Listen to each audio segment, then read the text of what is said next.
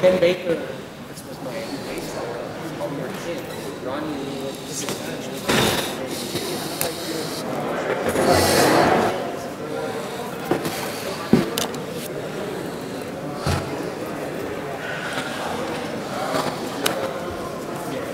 How was your all's Labor Day? Good morning. We want to welcome you this morning to the Drainer District Board of Directors meeting for today, September the 4th, 2012.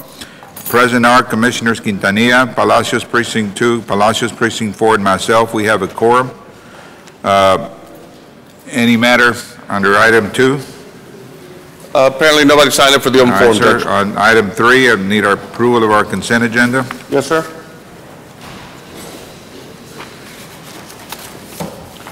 Any concerns?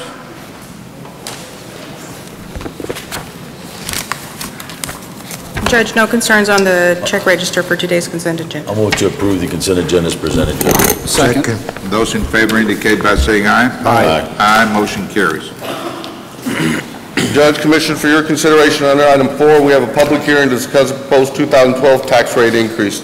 As requested, we do have an individual here from the appraisal district. All right. At this time, we're going to be convening this public hearing to discuss the proposed 2012 tax rate increase.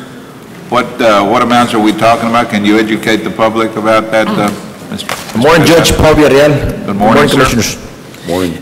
Yes, on August 21st, the Commission... Our soon-to-be elected new tax assessor collector. I know you got a tough race, but I'm sure you'll make it. I'm honored to be your new tax assessor collector for this county. On August 21st, the Commissioners Court with the Judge met, and they went over the effective tax rate of 0.0728. They proposed the tax rate of 0.0750. So when you exceed your effective rate, then that triggers a public hearing. So we're here to, I guess, if anybody's got any questions, you know. What's our present tax rate? Our present tax rate is 0.0733. 0.0733. That's our Thank you, Martin. present tax rate. The proposed, well, the effective tax rate is 0.0728. That's the effective tax rate is the tax rate that will bring in the same amount of revenue as last year, and the proposed tax rate is 0.0750. 0.0750. Yeah. So it's a what, a 0.017? 0.0750, and your last year's rate was 0.0733. So we've got what, 17 thousandths of a Right. of a penny? More or less, yes. So, being that your proposed rate is over the effective tax rate, that's why we're here today, to just have that public hearing and see if... Is there anyone that desires to make any comment, either in favor of or against, or just simply any comment? Please come on, Mr. Travers. Good morning.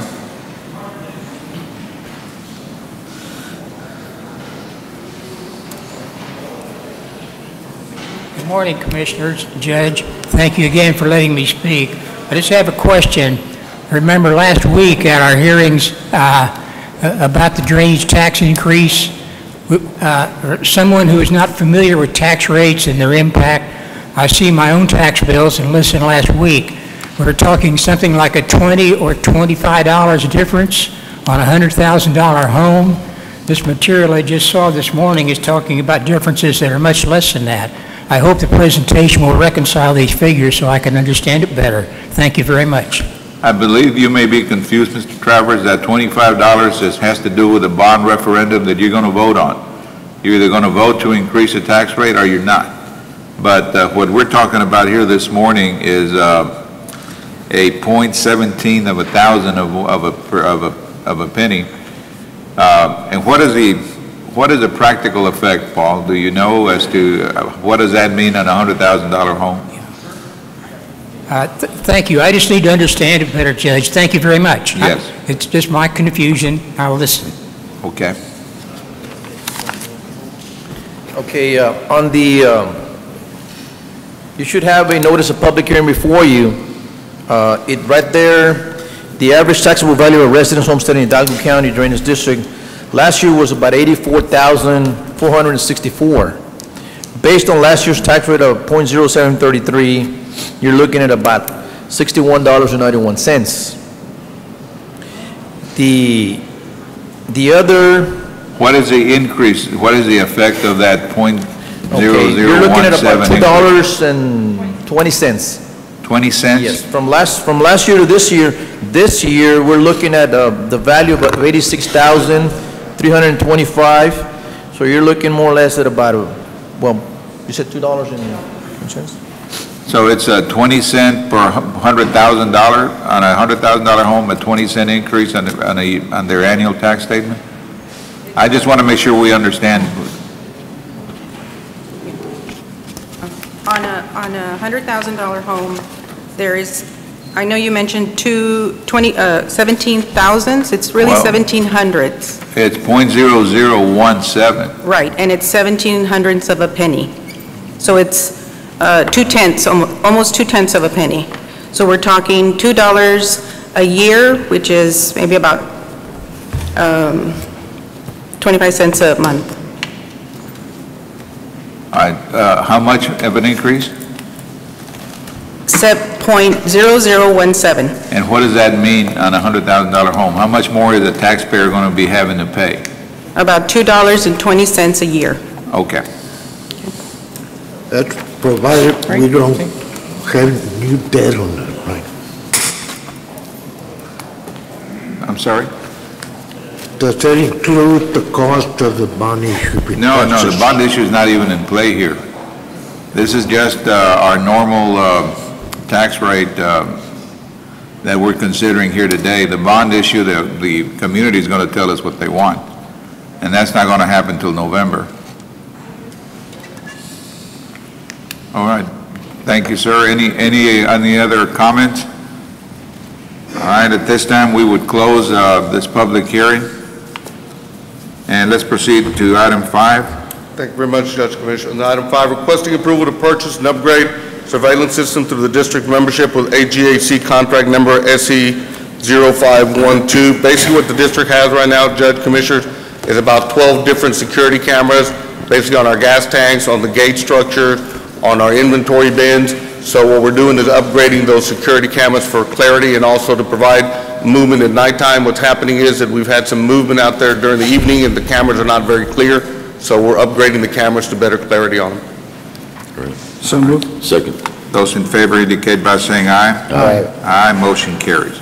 Item B, requesting approval to enter into a lease agreement for 2 Sharp copiers with Global Operations DBA Dayhill through the district's membership with DIR Department of Information Resource, contract number SDD1767. Basically, our lease is up on our existing copiers, so we're basically getting 2 new copiers to replace the ones that we have. Move for approval? Second. Excuse me. Yes, sir. For the same amount? I believe, let me get that information for you.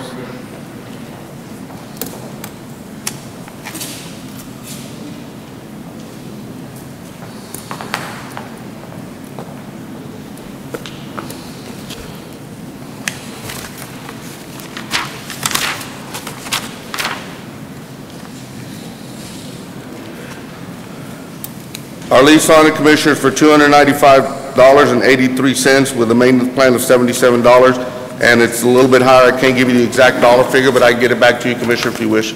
But that's what we're doing on that. Thank you. Those in favor indicate by saying aye. Aye. Aye, motion carries. Judge Commissioners, under item 6, request approval to amend the resolution in conjunction with the order calling for a bond election on November 6, 2012 by the Hidalgo County Drainage District Number 1. Original resolution and order were previously approved on August 14, 2012. We have Mr. Chuy Ramirez here, our bond counsel, to try to clarify any questions or concerns that this court might have. Mr. Ramirez?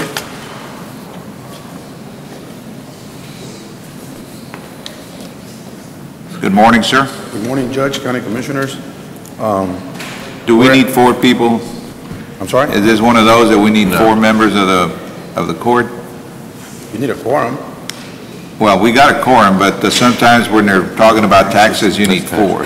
When you're levying a tax, you would, but not in this All right. case. Well, I just want to make sure we don't want to do this again. Absolutely.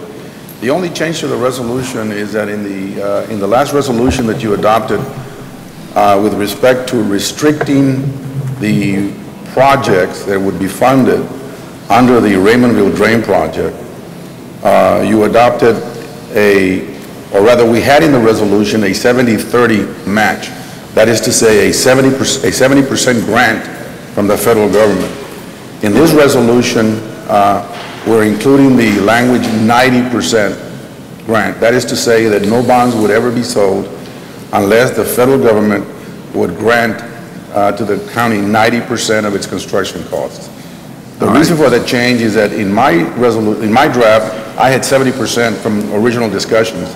That was in error, and so we're now going back and correcting that information. All right, sir. We want to make sure that the community understands that we're trying to clarify the action that we took back on August 14th when we went ahead and adopted that resolution that provided for a 70% grant from the government before we went ahead and did anything on selling any bonds. And now what we're doing is confirming what we've been telling the community, that unless it's 90%, it just won't happen. Exactly. Correct? Yes, sir. All right, now I would entertain a motion to approve this amendment. So moved. Second. Those in favor indicate by saying aye. Aye. Aye, motion carries. Thank you. Thank you, sir.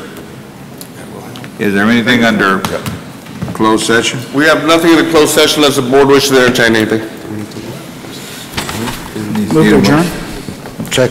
Those in favor indicate by saying aye. Aye. Aye, motion carries. Thank you very much, Judge Commissioner. Thank you. All right. The number 2. Yeah. At this time, we would convene our regular Hidalgo County Commissioners Court meeting for today, September the 4th, 2012. Present are Commissioners Quintanilla, Precinct 1, Commissioner Palacios, Precinct 2, Commissioner Palacios, Precinct 4, and myself. We have a quorum. Please join us in our Pledge of Allegiance. I pledge allegiance to the flag of the United States of America and to the republic for which it stands, one nation, under God, indivisible, with liberty and justice for all. Let us bow our heads, please. Almighty God, we come together today for the good of the citizens of Hidalgo County. Give us your wisdom as we make decisions that will affect them today and the years to come. Help us to work well together, recognizing that each of us are here because we want what is best for Hidalgo County. We ask for your blessing and your guidance. In your name we pray, O Lord Jesus Christ. Amen. Amen.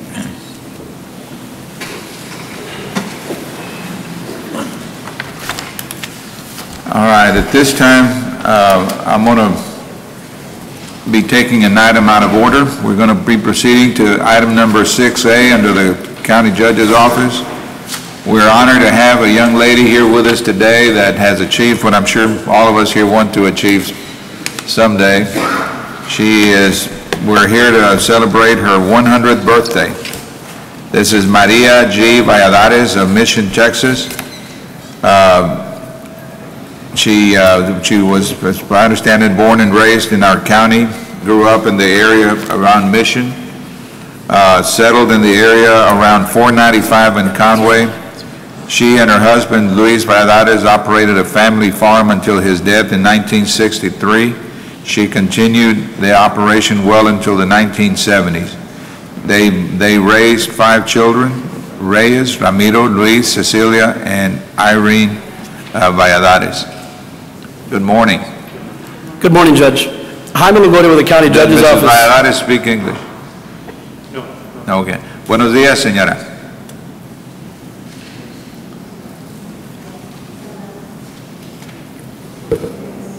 Buenos días. All right, go Judge, ahead. this morning she was, Mrs. Valladares is a resident of a nursing facility in Mission, and my understanding from her grandson Romeo is that she was very excited. She's in the last couple of days had a visit from Congressman Cuellar, had a visit from State Representative Sergio Munoz Jr., And when she found out that she was coming to Commissioner's Court, she was very excited to come because she was coming to meet the sheriff. So we went ahead and gave her her birthday wish this morning. We had Sheriff Lupe Trevino, who took time out of his busy schedule to be here and did a photo op with Mrs. Valladares. But she was very excited to come up today and to visit with us.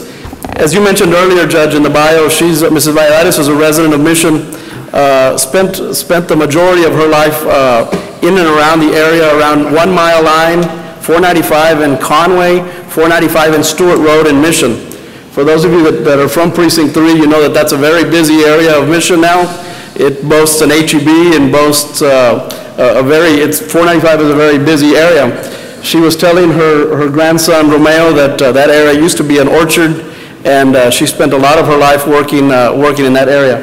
But I'll turn it over to Romeo and let him visit with you all in just a little bit. Why don't you introduce the two individuals? I apologize. To my right is Mrs. Valladares' daughter-in-law, Rosie Valladares, and her grandson, Romeo Valladares. Good morning. Good morning, Judge. It's good to see you again. I want to thank you and the Commissioner's Court and the County of Hidalgo and the City of Edinburgh for allowing us to celebrate my grandmother's birthday. In the time that we were preparing for her birthday, not only here but at other events, she's been really excited about it. It's fun to see the excitement in her.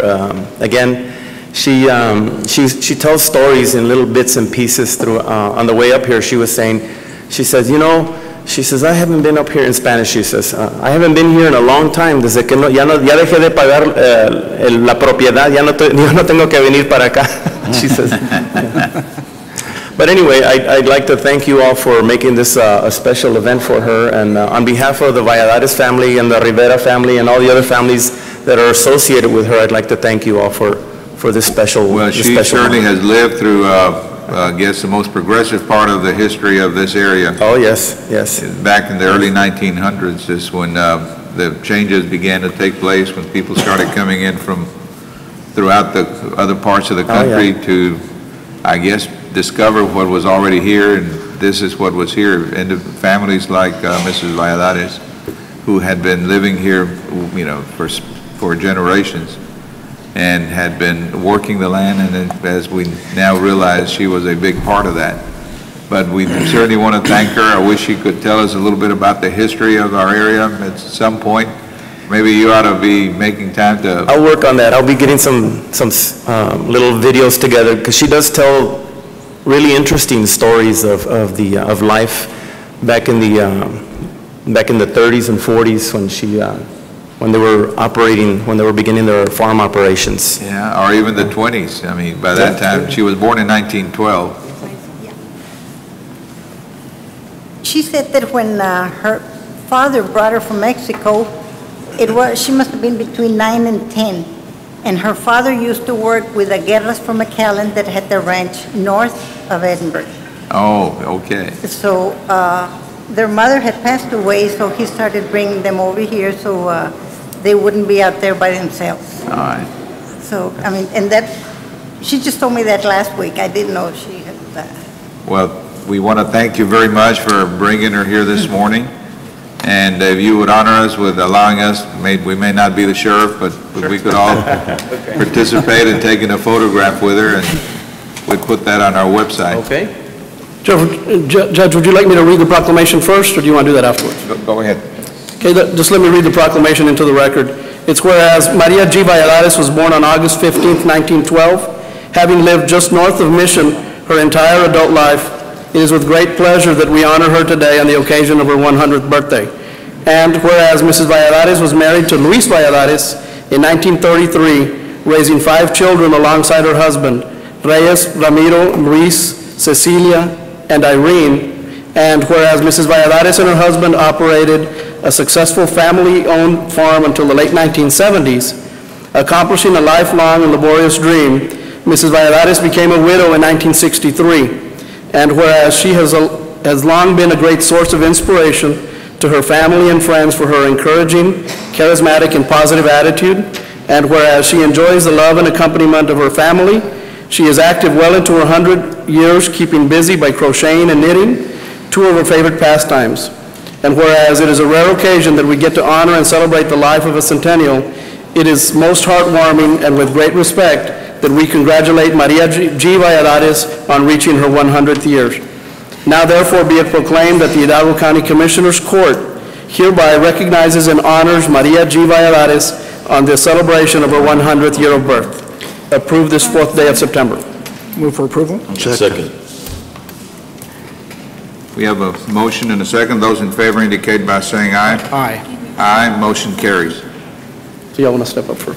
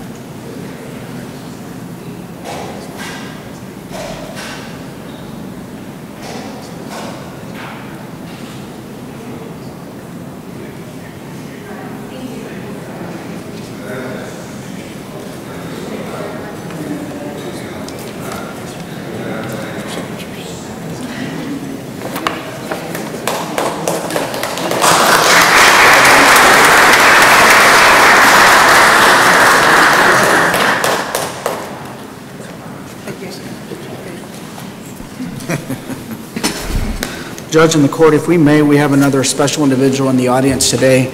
If we can take item 16A out of order and Yes, sir. call up Karina Cardoso. We have elected officials and representatives from law enforcement with us today, obviously to honor a very special individual in our community. Good morning, Judge Commissioners. The item reads 16A, proclamation honoring Captain Ken Baker upon his retirement from Texas Parks and Wildlife Law Enforcement Division. And yes, as Commissioner Palacios mentioned, we are very honored to have a distinguished law enforcement presence here today. And I would like to recognize some of the members that are here. I would first like to ask Captain Baker to join me up at the podium.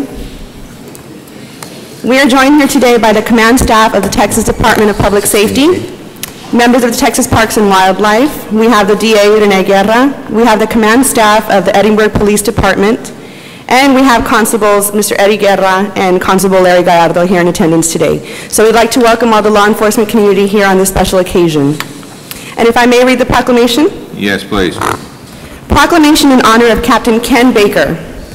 Whereas Captain Ken Baker is a 7th-generation Texan born in Brownsville, Texas in 1947. He grew up on a family farm and ranch near the town of Olmito in Cameron County. Like his cousins and brothers before him, he attended school in the small community of Olmito and graduated from San Benito High School. And whereas during the Vietnam War years, Ken served his country in the U.S. Navy. His assignment during his military service was mostly overseas, where he served as a helicopter mechanic. And whereas after his military service, he graduated from the Texas Game Warden Academy at Texas A&M University in 1971. He was first assigned to Edinburgh in Hidalgo County, Texas in January of 1972. And whereas his many years of service in Hidalgo County were primarily to enforce the state laws that pertain to its natural resources, boating traffic on the Rio Grande River, and providing assistance to other law enforcement agencies. And whereas his tenure of service in the Rio Grande Valley did not go unnoticed, he was promoted to sergeant and then captain for the Rio Grande Valley District of Texas, and as of August 31st, 2012, Captain Baker was the longest active serving state game warden in the state of Texas, serving for 41 years. Now therefore be it proclaimed that the Hidalgo County Commissioners Court hereby recognizes and honors Captain Ken Baker for his dedication, commitment, and extraordinary service to the state of Texas and the county of Hidalgo while serving as a game warden and captain for the Rio Grande Valley District of Texas. Approved this 4th day of September 2012. So moved. Second. Those in favor indicate by saying aye. Aye. Aye, motion carries unanimously.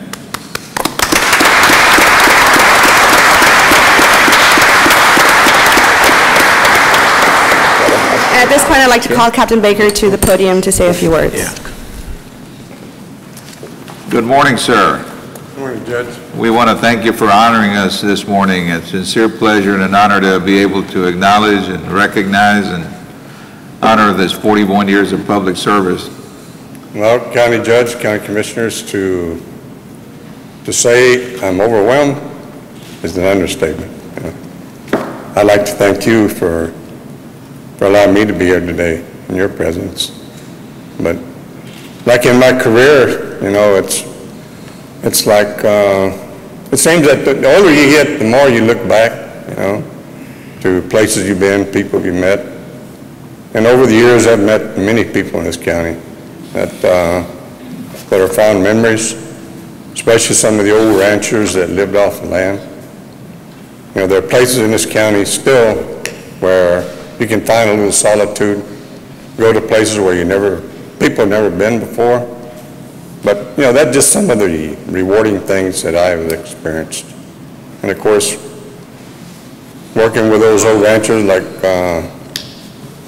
Guadalupe Garza from Arachina to Argyle McAllen, Rafael Guerra,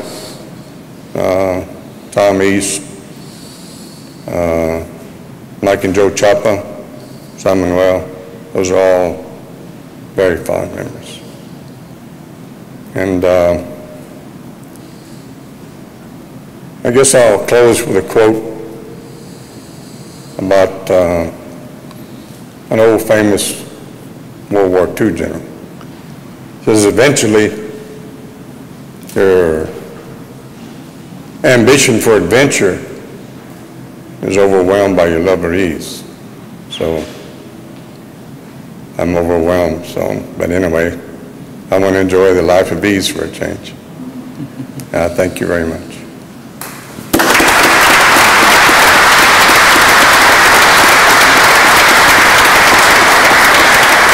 We have our district attorney and also our constable and a lot of other gentlemen that hopefully will be able to present here this morning. Good morning, Judge, Commissioners. Good morning, sir. I'd like to say a few words on Captain Baker. You know, he got assigned to Hidalgo County back in 1972, and I was 10 years old at the time. I didn't meet him until I was 12. When he would come by our dove camp, and my father would have a lot of our family members come, and we'd hunt doves. And I remember him driving up, and I went and hid all my doves because I didn't want him to check me because I was afraid he was going to put me in jail. I had not only did I have my limit, but I also was the bird boy for my fathers and my uncles, so I had quite a few birds. So we were always real scared when Mr. Baker came around the dove camp. But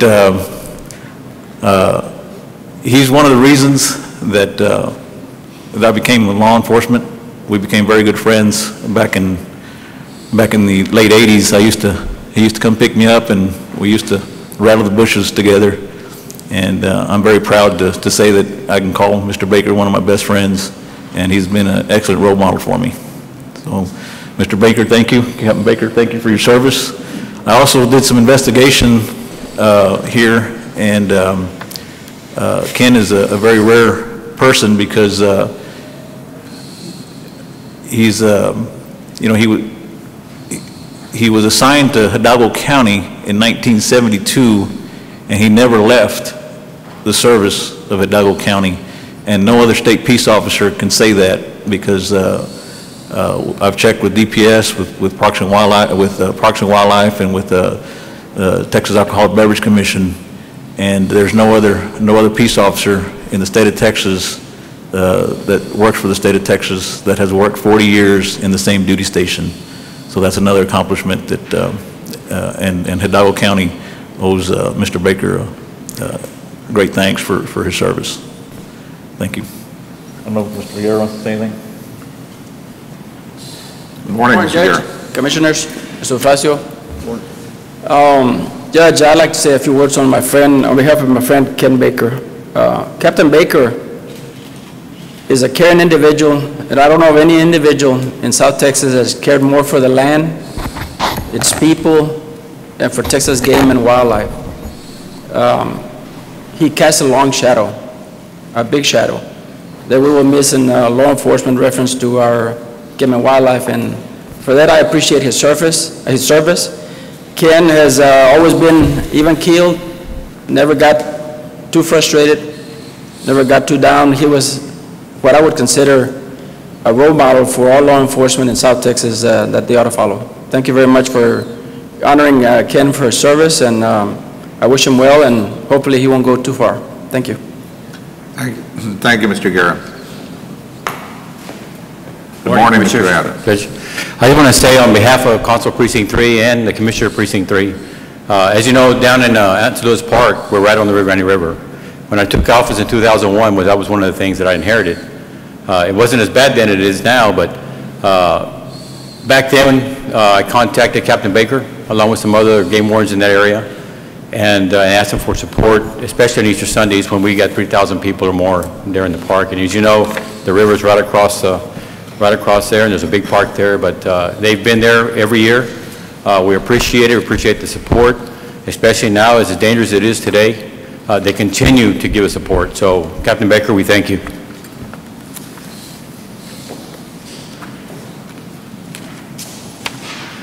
Good morning, Judge, Commissioners. Good morning, sir. I'm Joe Rodriguez, Regional Commander for Texas Department of Public Safety. I just wanted to say a few words. 41 years ago, Ken was just looking for a job. He was looking for a job, paid a couple $100 a month. From that job, he made it a career. And after the 41 years, what he's done, he's leaving a legacy of professionalism that every law enforcement agency aims for. So on behalf of the state of Texas and Hidalgo County, we appreciate his efforts. Thank you. Thank you, sir. Maybe if the appropriate person can recognize the other members of the law enforcement community that made time to be here this morning to honor Captain Baker. We also got the command staff of Texas DPS, again, Commander Joe Rodriguez, Major Mario Lopez, Captain John Rodriguez, Major Rick Salazar. We also have... Do you gentlemen want to step up? I mean, we're trying to video this, and the community... We also have the Chief of Police of Edinburgh PD, along with the Assistant Chief, Chief Rolando Castañeda, and we have Peter Del Garza, Assistant Chief. Also, we have Texas Ranger Art Barrera in the audience, and then we have 4 of his game wardens, Game Warden Ira Zuniga, Game Warden Will Plumas, Game Warden Oscar, I can't say his last name. How do you say his last name, Oscar? James.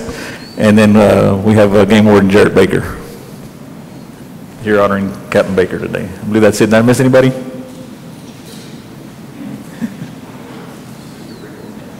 I'm sorry, Major Rick Gonzalez, not Salazar.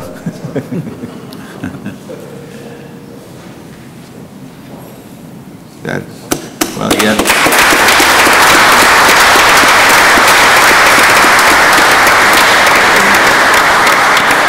Ken, would you like to step up front so we can take a picture with all of the law enforcement community and the court?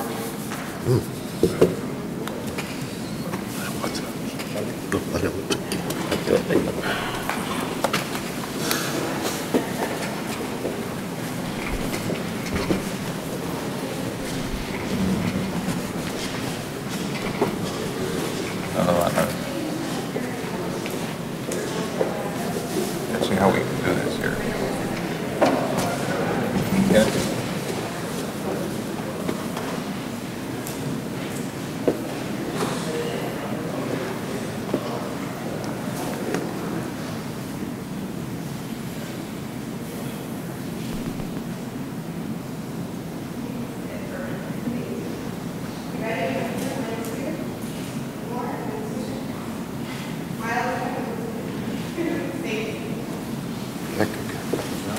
Congratulations, man. Thanks, Gary. Thank you. Congratulations, brother. That's great. Thank you for your service. Thank you, sir.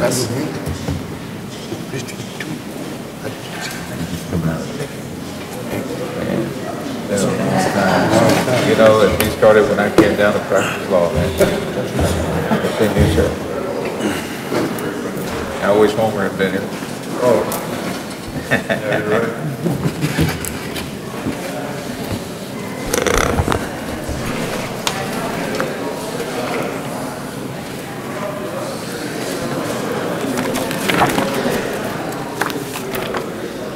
All right, at this time, we'd move back to our consent agenda. Any concerns? Yes, Judge. I would like to ask that the consent agenda items 12F and 12L be pulled for discussion. Judge. 12F and L? F and L, yes, sir. And I would also ask that 12B be pulled as well. Which one? 12B. B as in boy. Yes, sir. Okay. Need a motion to approve subject to those three? Second. Those in favor indicate by saying aye. Aye. Aye, motion carries. Judge, if I may, I'm going to ask Eddie to go ahead and read into the record what needs to be read in for 12B. On item, morning, Eddie. Commissioners. Morning. On item 12B, it's, yes, sir. It's the way I deal with a lot of other issues, or just kind of cut my hair. Nonetheless, sir, here's the thing. On item 12B, SCAN is, contract renewal is up. SCAN is the company that has provided the contract services or substance abuse treatment program out of the John Austin Peña facility that we dedicated a year ago. It's already been a year that facility has been in operation. So one of the requirements is that we have a report submitted, that'll be submitted to the record. SCAN was not able to attend today, but I will get their copy, Steve, and we will submit it formally into the records it could be recorded into the minutes once that documentation is given to me. So that was my report. So just very quickly, just want to let you know that it's been a year and it's been a wonderful program, and we're looking at expanding it under this new 1115 waiver and do more things out of there. So if you would please accept that item, sir. Move to approve. Second. Those in favor indicate by saying aye. Aye. Aye, motion carries. Judge, item 12F, we have a point of information. We requested some information that it be needed in order for us to process payment. We have not received that information, so just wanted to state for the record that you could approve it subject to provision of the information. I'll read the caption. Who did you request it from? Requested it from the Department of Facilities and Management. Is anybody here representing a department? No, actually, Judge, I believe Mr. Sunday is out of town right now, but I will make sure. I spoke to Mr. Flores this morning. Daniel. Darlene Bencourt for the Purchasing Department. I spoke to Mr. Flores this morning, and he did say that he did receive this information, but he was not aware of what was required in order to process these payments, so we're requesting no action be taken on this item. Well, we can approve it subject to him providing the information. Excuse me? We're going to approve it subject to him being receiving provided with the information? information. Okay. Judge, the auditor's going to read the caption. Consent agenda. The caption will read as follows. Requesting approval of payment for invoices number 45250403XV in the amount of $11,814.76 submitted by Denenbaum Engineering Company in connection to architectural services under AIA contract number C11-097A-0228, PO number 675757 for building repairs and/or additions and renovations, Precinct 4 for Project Restitution Center on M Road located on 1124 North M Road in Edinburgh, Texas, within Hidalgo County, Precinct number 4. Move to approve subject to providing information to the auditor as required. Second. Those in favor indicate by saying aye. Aye. Aye, motion carries. Thank you. Also, Judge, consent agenda item 12L, the agenda caption has the wrong account number. Agenda caption reads account number 211004151514000100432. That account is wrong. Instead, it should be 1100, 415, 140, 001, 0432. And it's just the department account number was wrong. Vote to approve with the correction. Second. Check. Those in favor indicate by saying aye. Aye. Aye, motion carries. Thank you. Thank you. All right, moving on to item 5. Thank you, Judge, Commissioners. There's no action required under 5A1 and 2, unless we need to, the court will entertain action further down the agenda. There is nothing to report today under 5B. 5C, I am asking permission for Mr. Ronnie Ramirez to attend a animal control training course, and this is for continuing education, September 26th to the 28th in Harlingen. Move for approval? Check. Those in favor indicate by saying aye. Aye. Aye, motion carries. Item D, I am also asking for Ms. Storrs and three staff members to travel to Laredo. This is for a District 12 program planning workshop, September 18th through the 19th. Vote to approve. Second. Those in favor indicate by saying aye. Aye. Aye, motion carries. The second part would be for the Veteran Service Officer to attend the Veterans Commission in Dallas. This is a statewide training conference, and this is on September 17th through the 21st. Second. Those in favor indicate by saying aye. Aye. Aye, motion carries. Item E, I'm asking for Mr. Armando Guzman of the Safety Division to attend an MSWA Supervisor course, and this will be in Kingsville, October 15th through the 18th. Move for approval. Second. Those in favor indicate by saying aye. Aye. Aye, motion carries. Judge, Commissioners, item F, we have a request from Love's Travel Stops and Country Stores, Inc. They're asking to use the Milo Ponce Park on Saturday, September 22nd. This is for a fundraising event, and this is to benefit the Children's Miracle Network, and this is a nonprofit organization requesting. Second. Those in favor indicate by saying aye. Aye. Aye, motion carries. Judge, item G, I'm requesting approval to extend the period of internship for Jacqueline Munoz as a volunteer intern assistant to assist us in stormwater permit activities. Vote to approve. Second. No. Those in favor indicate by saying aye. Aye. Aye, motion carries. And I'm also asking approval, the second part is asking approval to authorize and appoint Ms. Kaylee Garcia as a volunteer intern. Move for approval. Second. Those in favor indicate by saying aye. Aye. Aye, motion carries. Thank you, Judge, Commissioner. What happened to item B, the update? I don't have it. We don't have an update today, Judge. We did not meet this past week. We will be meeting this week, definitely. Mr. Sunday, again, as I said, was out of town.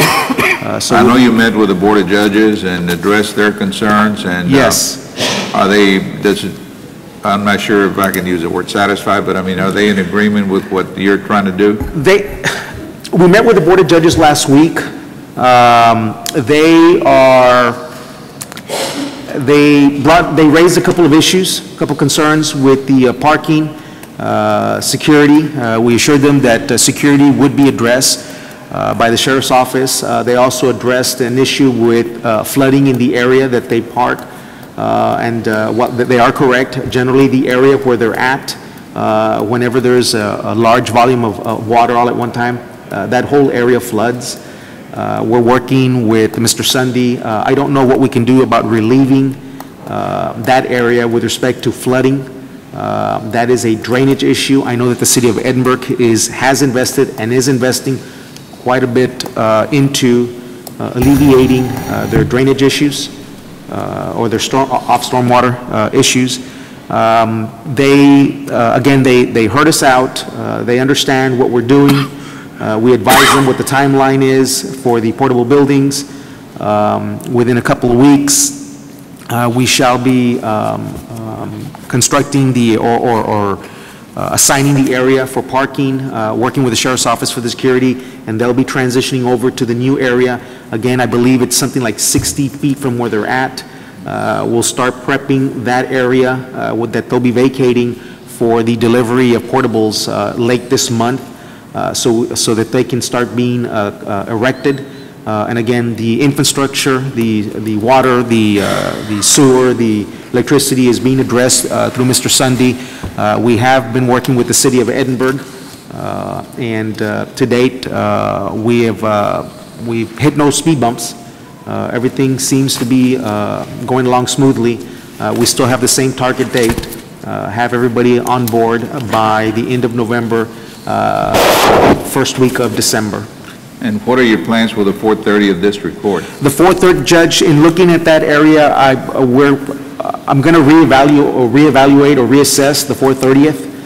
I am looking currently at the old administration building, but I want to look at the current configuration. As the court recalls, the renovation of the old administration building, the old commissioner's courtroom was going to be converted into a court of general jurisdiction.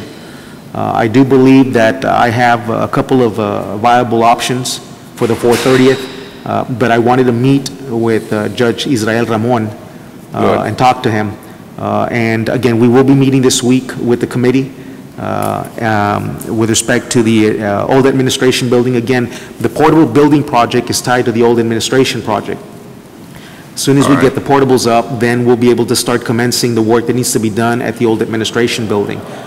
Judge, Commissioners, I will disclose that if the option that I'm looking at for the 430th is a viable option, which I do believe it is, we may be looking at extending by a very short time. I don't know what the time frame is.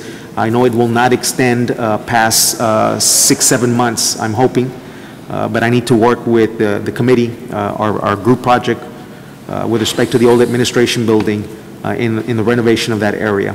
We may have to extend just by a short time the current rental situation I have with Judge Israel Ramon while we work out the kinks. That was the only speed bump that we ran into, but with respect to the portables themselves, they should be up and running. Again, they are scheduled to be delivered at the end of this month, and so we'll have some activity.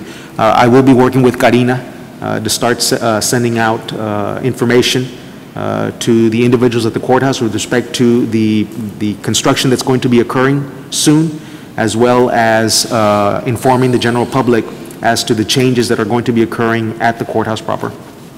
Very good, Valde. Thank you, sir. And thank you for showing Judge Ramon the respect he deserves on, yes, sir, on that issue. Thank you. Okay.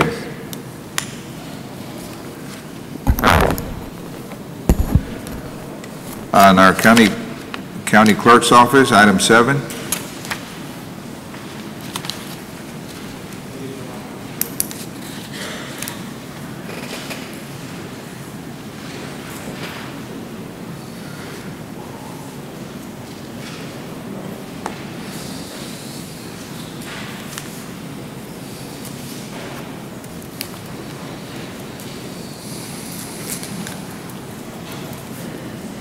Good morning, Judge, Commissioners.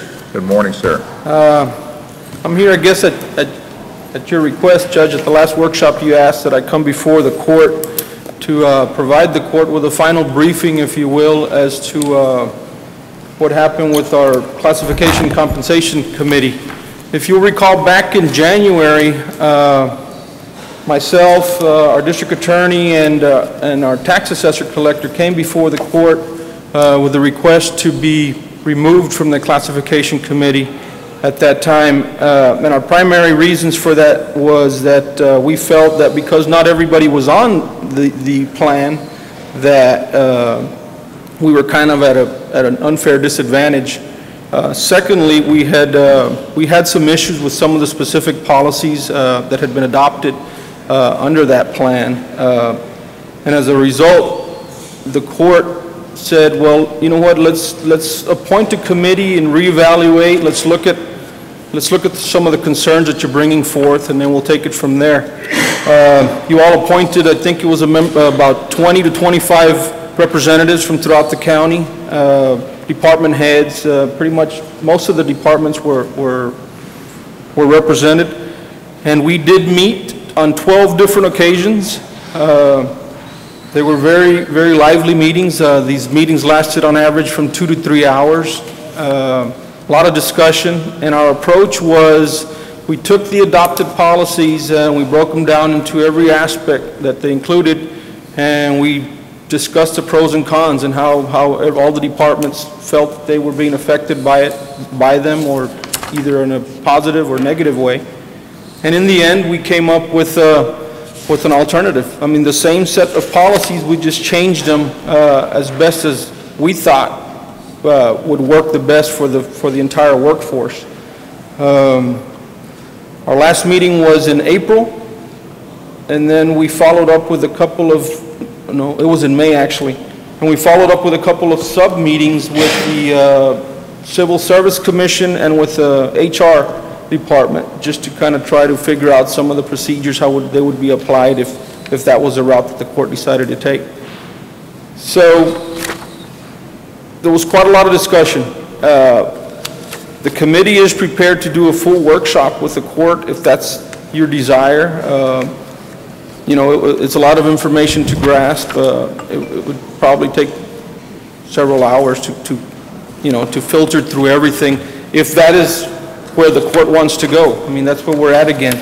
We still have half of our workforce on a plan and half of it off the plan. And we either need to, I think we need to move towards either having everybody on it or everybody off of it. Of course, with the exceptions of those that are statutorily exempted from being on a plan, like your auditor or some of the court reporters and those folks. So that's pretty much our report. Or the law enforcement, I think they have a separate law enforcement has their own plan that the county has adopted as well. So, you know, I'm here to tell the court that we're prepared to do a full workshop if that's what you all want to do, or get further direction from you all. But we pretty much have finished our work as far as that committee was concerned. I know Valde was a part of it, and so was Mr. Ucasio. A lot of the folks that are here were part of that committee, so I'm just here speaking on their behalf. They appointed me as their chair, but, you know, we were all in this together, so. Well, before we go on any further, I know we have one individual, Ms. McClarity, that wants to sign on to make a statement. Okay. And then we'll go into questions. Yes, everyone should be on step and grade, not just a few. I believe that the ones that are on it now thought it was a good thing when y'all brought it before the court. But obviously, Commissioner's Court didn't finish the job. By putting everyone on step and grade, that would stop some of the positions that are being paid so high of wages. Some of the people are being paid so much more than others in the same position, and a lot of people are asking, could it be friends, family, or loved ones that are in these high-paying positions? If they're on step and grade, everybody's equal. We don't have secretaries and things that are being paid in one department $70,000 and $80,000, and others there's $20,000 and $30,000. So it's only fair to put everyone on step and grade, finish up the job that you started, or get everybody off and let everybody just raise the salaries up to God only knows what. Thank you. Any questions? Arturo. Yes, sir. Do we have any written recommendations or something in writing? Well, I guess the recommendations from the committee would be just what Ms. McClarity just said. We either should, all of us be on it. We all agreed, as a committee, we all agreed that if this compensation plan is to be in place, it should apply to everyone, if it's going to work. We were all in agreement of that right off the bat. So with that said, we then rolled up our sleeves and got into the actual policies that had been adopted, and they were rather restrictive in nature, which is why what had prompted myself and the tax assessor, I don't want to speak for the DA, but I know that Armando and I felt the same way. There was some restrictiveness in that policy that kind of, you know, did not allow us to run our offices the way we had been used to in the past. So we fixed that. I think as a group we all went in there and we fixed those issues, and now we're all comfortable with what we came up with. Now it's really the decision is in your hands whether we're going to apply it to everyone across the board or whether we're not. And I'll give you one perfect example of what is happening today with those that are on it. If I have a secretary that is making, say, $30,000, and I post, and it becomes vacant, according to the plan, there is a set base salary for that position. Say it's $25,000. So right off the bat, I have to post that job at $25,000. I lose that $5,000. somebody that is not in the plan continues to post it at 30, at the full 30, if they had a position at 30. You see the discrepancy there? So that's why, that's where the disadvantages are to those. That's one example, and there's several others. So that's why I'm saying that we either need to put everybody on it or put everybody off it. And if we do decide to put everybody on it, then I think we can come forward, have the workshops, explain all the work that was done by the committee, and then take it from there. I have a question for you, Mr. Yes, sir. Guajardo. So basically what you're saying, the consensus of the committee is that we push for the step and grade, correct? Because basically my thoughts, personally, just speaking for myself, have always been promote the step and grade, you know, and I've always advocated for that. Now you're saying, if I may, you're saying there's some disadvantages. We had mixed feelings from the committee there. I gathered some of them just wanted to do away with it because they were already so frustrated. Others said, no, this is where we need to go. But that wasn't our decision. We always knew that our decision, it was not our decision to whether we're going to have it or not. We just said that if we are going to have it, this is what we're proposing. This is how it would work. So we got in and you know, went through all the policies that had already been adopted.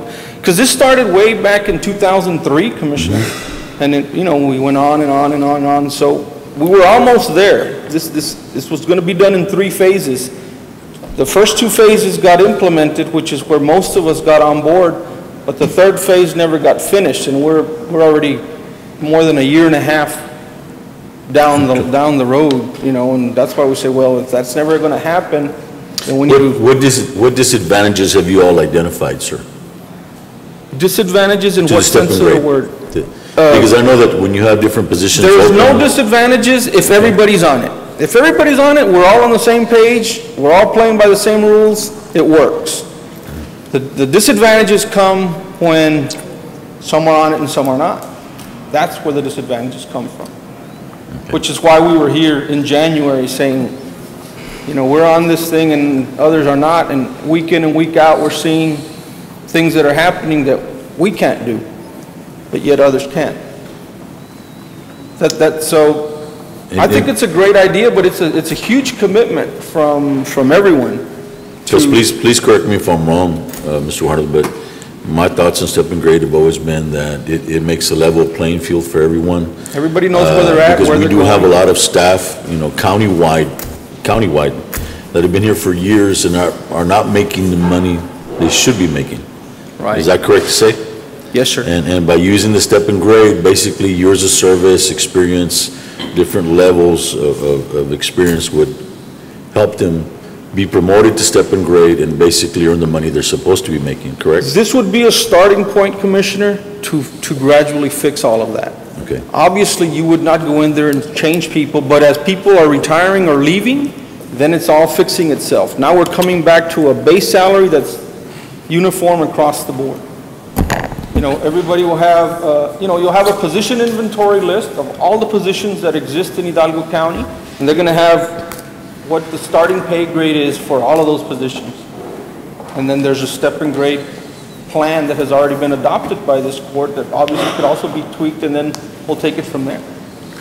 Because even under this, correct me if I'm wrong, Mr. Cruz, but even under the step and grade process, for example, in your department, sir, you want to promote someone within to be your deputy director or your deputy budget officer, whatever you want to call it, you still have that, you're still able to do that, correct? That is correct. Okay. That is one aspect of the policy that we address.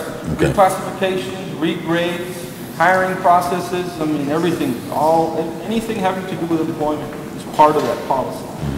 And that's what I meant when I said the initial policy that had been adopted was restrictive in nature to where we weren't allowed to do some of those things that you just mentioned, but now we've given that flexibility back. Our work as a committee gave some of that flexibility back to the departments, if that was where the county wanted to go. I think where we went wrong here was doing this in phases. If we would have turned the switch all at once, we would have never been where we're at right now. I mean, I think it would have worked, but since we didn't, you know, and time has passed, we only adopted two phases of it, and the 3rd phase stayed pending.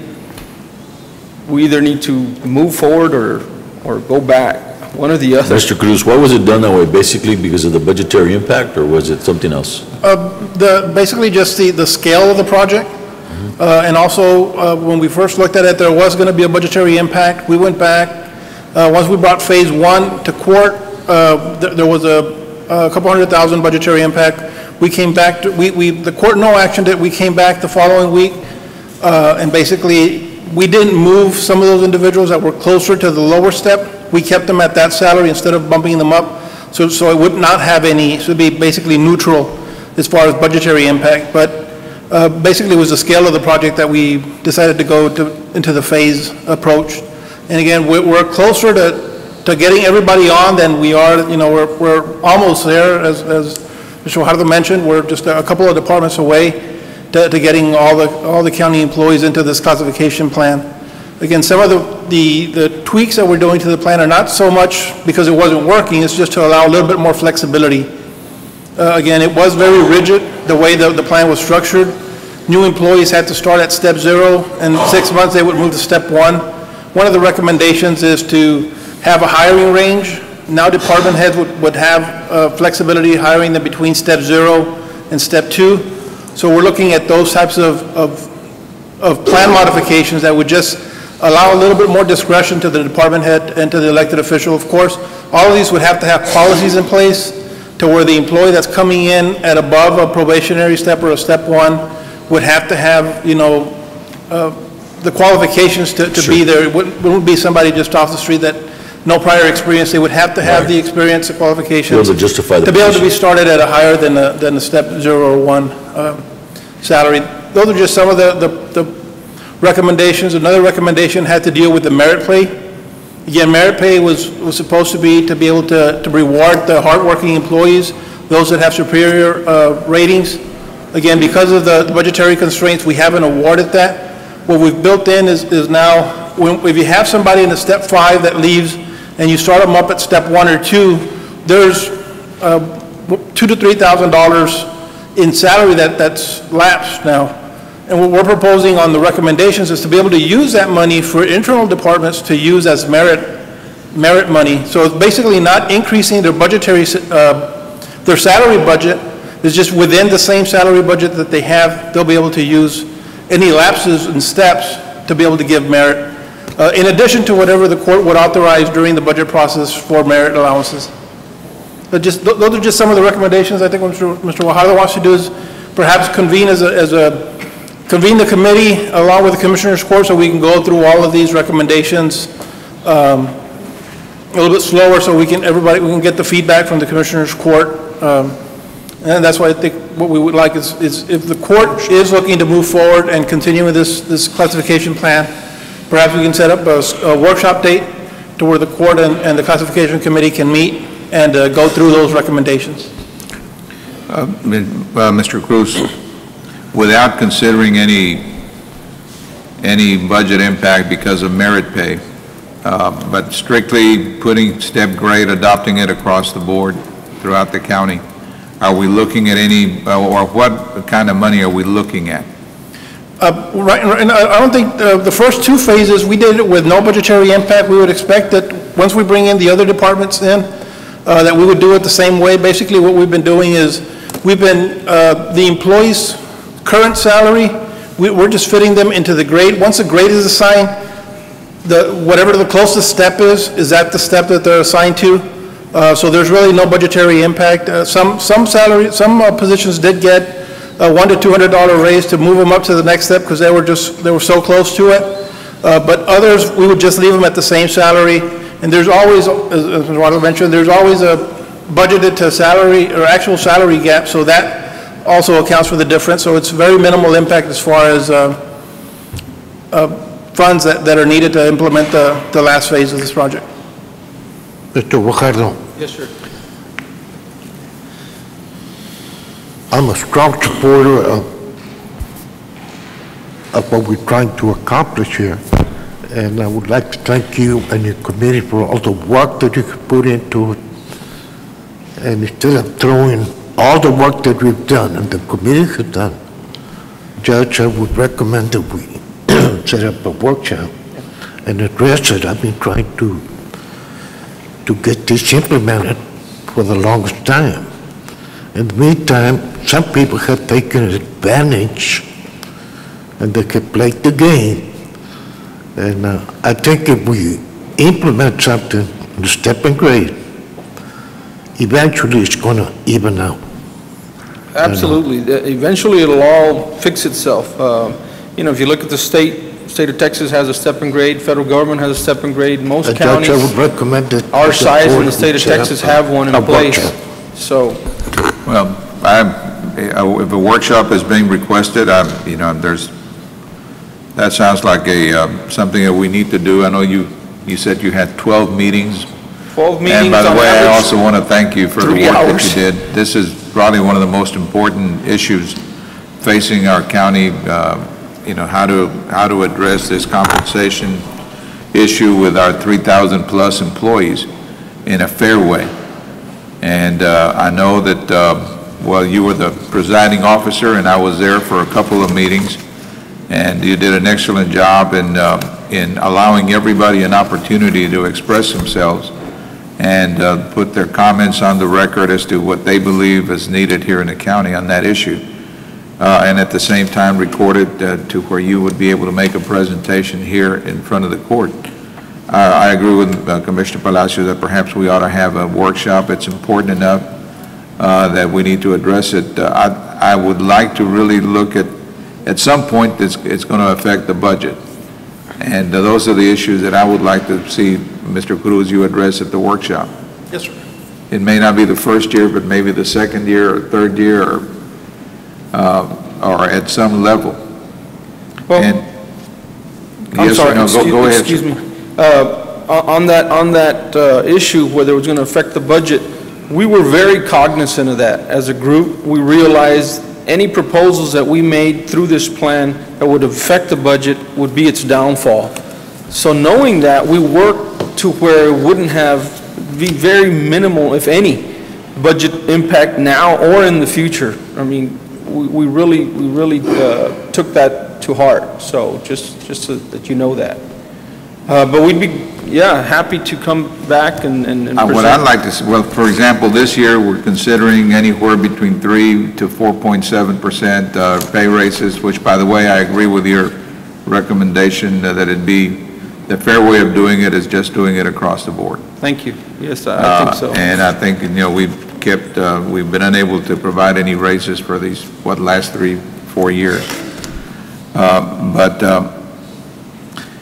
in looking and comparing how much money we're spending in providing pay raises, cost of living type of pay raises, compare that with what it would be obligatory under a step grade based on seniority, based on changes like that you know will have an impact on the budget.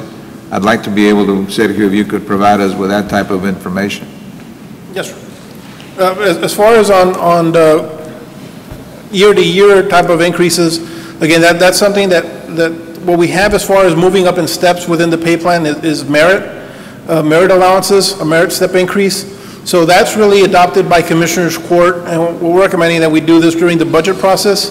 That way, there are funds available within our budget to allow merit increases. We would do it at that point. If there's no funds available, then basically court would not approve any merit increases, and there's really no obligatory step increase for the employees the following year. It would again, court would always have control as far as when to authorize merit pay and to what extent. If funds are only available to allow 25% of the employees to attain a merit increase, then that's all court would approve, and as far as the budgetary impact would be approved and beforehand, there'd be no reacting to any merit increase. The merit increase would first have to be authorized by court, and then at that point, the department heads can allow for that. So it is a controlled yes, environment. During the committee meetings, we did one of the recommendations was to allocate basically 25% of the projected lapse salaries for the preceding year. Right now, we're projecting about $3 million of lapse salaries for fiscal year 2013. Basically, that would put merit allowances at about $750,000. Again, that's only a recommendation, and that's only if funds are available, or once we get out of this recession, and once we get back to a more balanced budget, I think that's when we can start looking at merit allowances. I don't think we're quite there yet. However, I mean, as far as being able to do merit pay within the law steps, I think that's something that all the departments that were within the committee, I think, are in favor of, and that wouldn't be adding to the budget. It'd be within the department's already allotted salary budget. What is your projected budgetary impact doing the 4.7 cost of living increase? The 4.7 was roughly about $4.4 million. Plus the actual step and grade. Again, since we're actually, for the step and grade, we're looking at placing the employee at the step closest to their salary. It'd be a minimal impact, if any.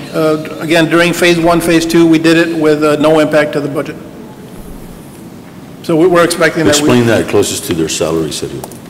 Basically, a truck driver, they're in a grade 10, for example, and the range is from $35,000 to $50,000, and the truck driver is currently making $37,000. That would put him somewhere around the step 3 or step 4. So basically, he would be placed at a step 3 or step 4. All the truck drivers will be put within that same grade, but depending on their actual salary at the time, we would fit them to the closest step. That's basically how it would work. We wouldn't look at years of service. We wouldn't look at anything like that. So, I mean, if you have a truck driver that's been there 10 years and is making $30,000, and another one just came in making $35,000, we wouldn't put that person at $35,000. They're making $30,000 for a reason. That's what the department head at that point had merited. As long as they're within that grade, we just place them at the closest step to their salary. You're just really fitting them into the scale, Commissioner. And it's just to get a starting point, really. Again, over time, that'll fix itself. If you had a truck driver way over here and another one here, when they both retire, their replacements are all going to start at the same point. See what I'm saying? So right now, we just have to plug them in somewhere, wherever they I understand what you're saying. You know, my thing is just trying to be as fair as possible. If you have a truck driver that's been here for 18 years and still a truck driver 1, that's not correct. It should be a truck driver 3, based on experience, or 4. You know, how do you handle that? You know, you have, you know, I don't know exactly all the intel in law enforcement, but as well, if you have a sergeant, he should be making a sergeant's salary. If you have a lieutenant, he should be making a lieutenant's salary. Yes, the law enforcement salary is more longevity based. The law enforcement salary that's basically based on years of service. So depending, if you're just a deputy and you've been here 10 years, there's a slot for you at 10 years. Again, this is not a longevity type of pay plan. This is more of a merit pay plan. So the number of years don't come into play. Of course, if you've been here 20 years, there'll be a greater chance of you getting more merit allowances. You have 20 chances to get a merit allowance, a merit increase. But you see my point, right? Yeah. But what it is, Commissioner, it's an inherited problem. Yes. What happens is, if there's not an active sense of a truck driver 1 applying for a vacancy that comes up, when it does come up, that's the problem. The new position is obviously a higher pay position. It all depends on either 1, the individual applying for that position, or 2nd, being selected for that position. But it's one of those things that's not going to cure itself until further down the road. You're talking about years and years down the road. Yeah, oh yeah. And that's really inevitably, and I understand we need to get started. Here. You need to get started. Right. And I understand that, but. Yeah. Well, I do think it's important enough that it merits a workshop, and make sure that we go over it with our legal staff. Yes, sir. You know, They're part of the committee as all well. these truck drivers we're talking about work for the same employer, the county. They may be under the jurisdiction of Commissioner Palacios or Quintanilla or Flores or whatever, and they may have different pay scales for the truck drivers, but they're still, I mean, they're going to be, I'm sure, be able to make a very strong argument that my employee is not Commissioner Palacios, my employee is Hidalgo County, or my employer. And why should I be stuck with earning, you know, $22,000 a year and they're paying $28,000 over there type of thing? those are the kind of issues we also need to address if we're going to be looking at this. Well, that's what it's doing, isn't it? You're Yes, stabilizing what a truck driver one We'd be makes looking at that as versus... well. Those are some of the instances where we could have a problem as far as truck drivers, because we are going to be assigning a grade, and if one of the commissioners has all their truck drivers making less than that grade, then there would be an increase in salary at that point, because their closest step would be step 1, so there'd be an increase there. And those are some of the instances where there are some increase to pay for some individuals, but again, they were getting paid less than what they should have been getting paid previously, so it's basically just making up for that time. All right, well, maybe we can have this workshop before the budget's adopted. Sure. Well, we have a workshop set up for Thursday, don't we? We have one set up for Thursday. We'll be setting up workshops every Tuesday and Thursday from here till the 25th. We still have several items that we need to get through, to work through as far as on getting the budget adopted. So any Tuesday and Thursday, I guess it'd be just a matter of us coordinating and getting all the material ready for that workshop. Mr. County Clerk, do you think the committee could make it on Thursday? We do have a budget. This Thursday? Because we can discuss this part of our budget, so the impact. Yes, we can. Certainly try. Actually, we can provide input. You want to do this? I know that you had a full plate for Thursday, right? Yeah, we're going to start presenting some of the personnel issues. It sort of fits in line, but some of the personnel issues. There are some reclassifications requests that have been turned over to the Human Resources Department. They forwarded that over to our office. So we wanted to go through that on Thursday and as well go over some of the budgetary issues that some of the departments are going to be facing this coming fiscal year for the court consideration. Along the lines of a workshop, be sure and address how are you going to justify recommending 25% each step for a merit increase? Yes, we do have some policies, and I think that's going to be one of the key things that we need to strengthen up. Right. Is going to be the policies as to how we award merit. And those are just some of the things that we still need to work through. There's policies right now that would require and exceeds requirements of superior rating on a performance evaluation. That would have to be the justification for recommending somebody for a merit allowance. So that's already in the policy there. However, I think we probably still need to look and see if there's any other restrictions or any other qualifications that we need to add to the merit policy. All right, sir, then we'll take this up again at the workshop once we get it set. And Commissioner Palacios, Tito was recommending that, was asking that we recommend that you meet with our representatives from each one of the commissioners' court and the county judge's office before the workshop, so you can give them a good explanation, and then they'll in turn have time to talk to us. To brief. Yes. Okay. On how all these issues would work.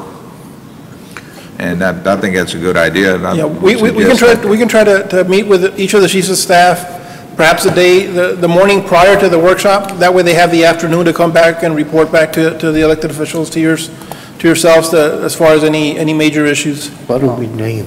Then more appropriately, it'd probably be better for next Tuesday then, to give yourself enough time. Yes, I think next Tuesday would probably be the best time to have this workshop on the classification plan. That'll allow us to work on all that information, because then we can have it all.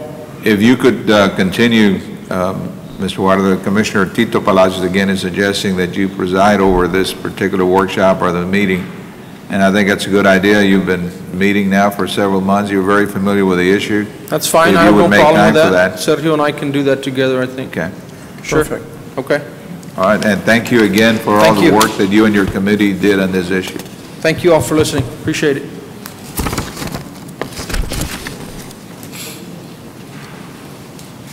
All right, item 8, our health department.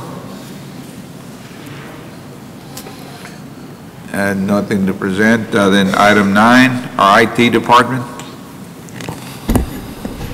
Judge, I don't think I have anybody from the IT department. They are asking to process a payment for a claim for a telephone service.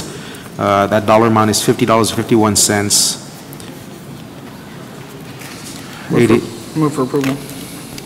Second. Those in favor indicate by saying aye. Aye. Motion carries. Item 10, our Juvenile Probation Department. Good morning, Judge. Good morning, Commissioner. Good morning, Ricardo sir. Guerrero, on behalf of Buddy Silva, Juvenile Probation Department. We're asking for the approval to accept FYI 2013 JAIBG, an Early Intervention Counseling Program grant awarded number in the amount of $37,789 plus a local match of $4,198.78 for a total amount of $41,987.78 for a period of September 1st, 2012 to August 31st, 2013. The grant that's been awarded, we're asking for acceptance. Is that for 1, 2, and 3? Yes, sir. All right, those in favor indicate by saying aye. Aye. Aye, motion carries. Thank you, Your Honor. Thank you.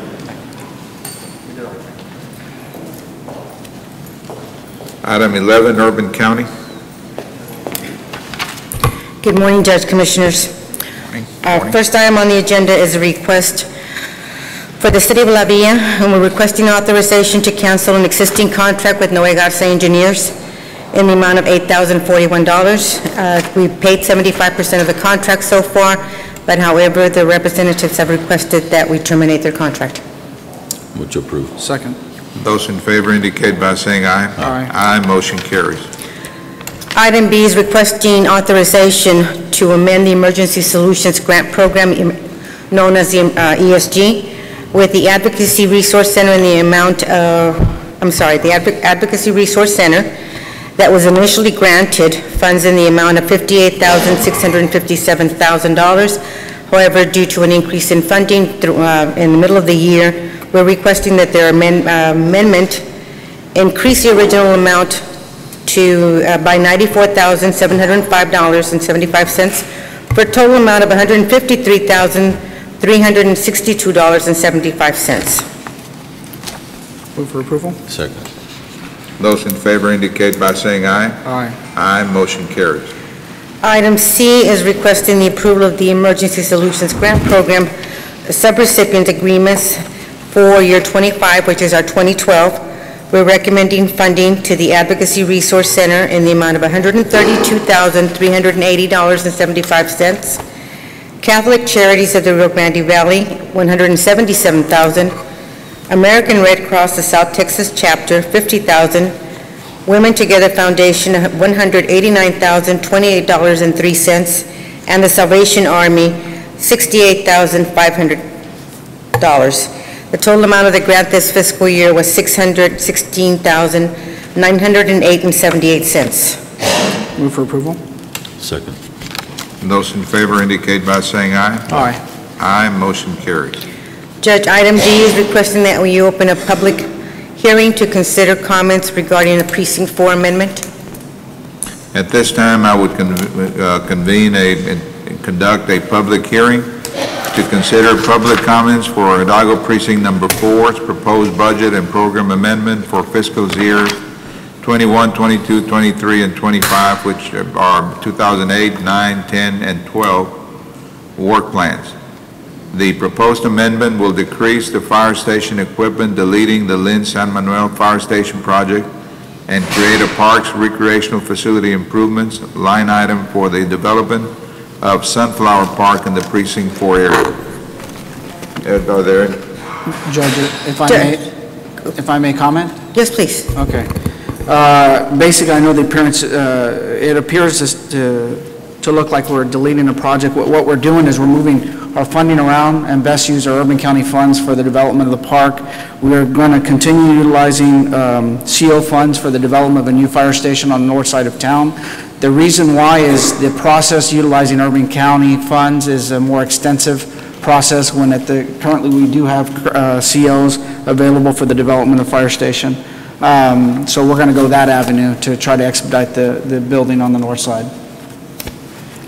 Any comments, any statements in behalf of, against, either way?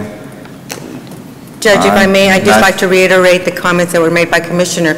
Because of the racial requirements that we are, in Hidalgo County, are required to maintain with HUD, it was the best use for us to do this budget and program amendment so that we could expend the money in a timely manner and therefore avoid recapture.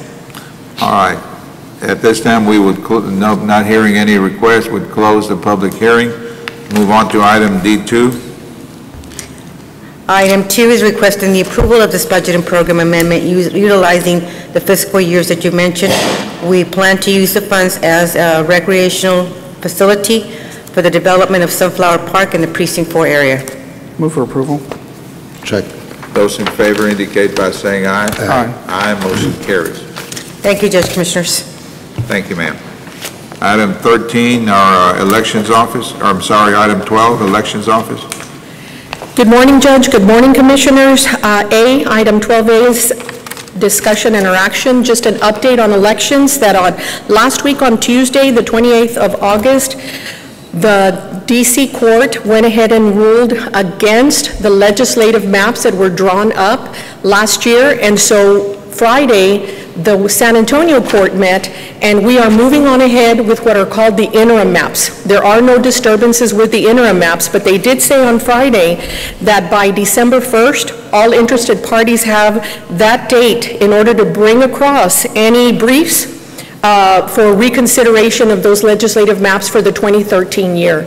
And then on 8/30, which was Thursday, the DC Court ruled against and denied Senate Bill 14. So there will be no voter ID, neither at this upcoming election or any election until otherwise noted. So those two very, very important decisions were made last week. On the issue of redistricting, we're going to be electing our congressmen, our reps and congressmen based on the present lines. On the present plans, which are interim maps. Considering him for, I guess, 2014? Yes, on their interim maps, and then on 2013, there will be possibly more redistricting if those parties so choose. So the legislature is going to get another round at it at their next session? We would think so, yes, sir. For the purposes of the 2014 election cycle? That's correct. Okay. That's correct. Another thing that I am going to hand out to you next week, on Tuesday, you will have an opportunity to vote on the early voting on Election Day and on what we're calling Mobile Unit 1 and Mobile Unit 2, but I'm going ahead and giving you a handout of a proposed draft so that you have enough time to look at it. We will also be emailing it to members of your staff, which are on our distribution list. The front page, though, tells you that we have 15 elections that are taking place this November 6th, along with our elections. All have chosen to contract with us, so there will be one ballot on Election Day, which is great.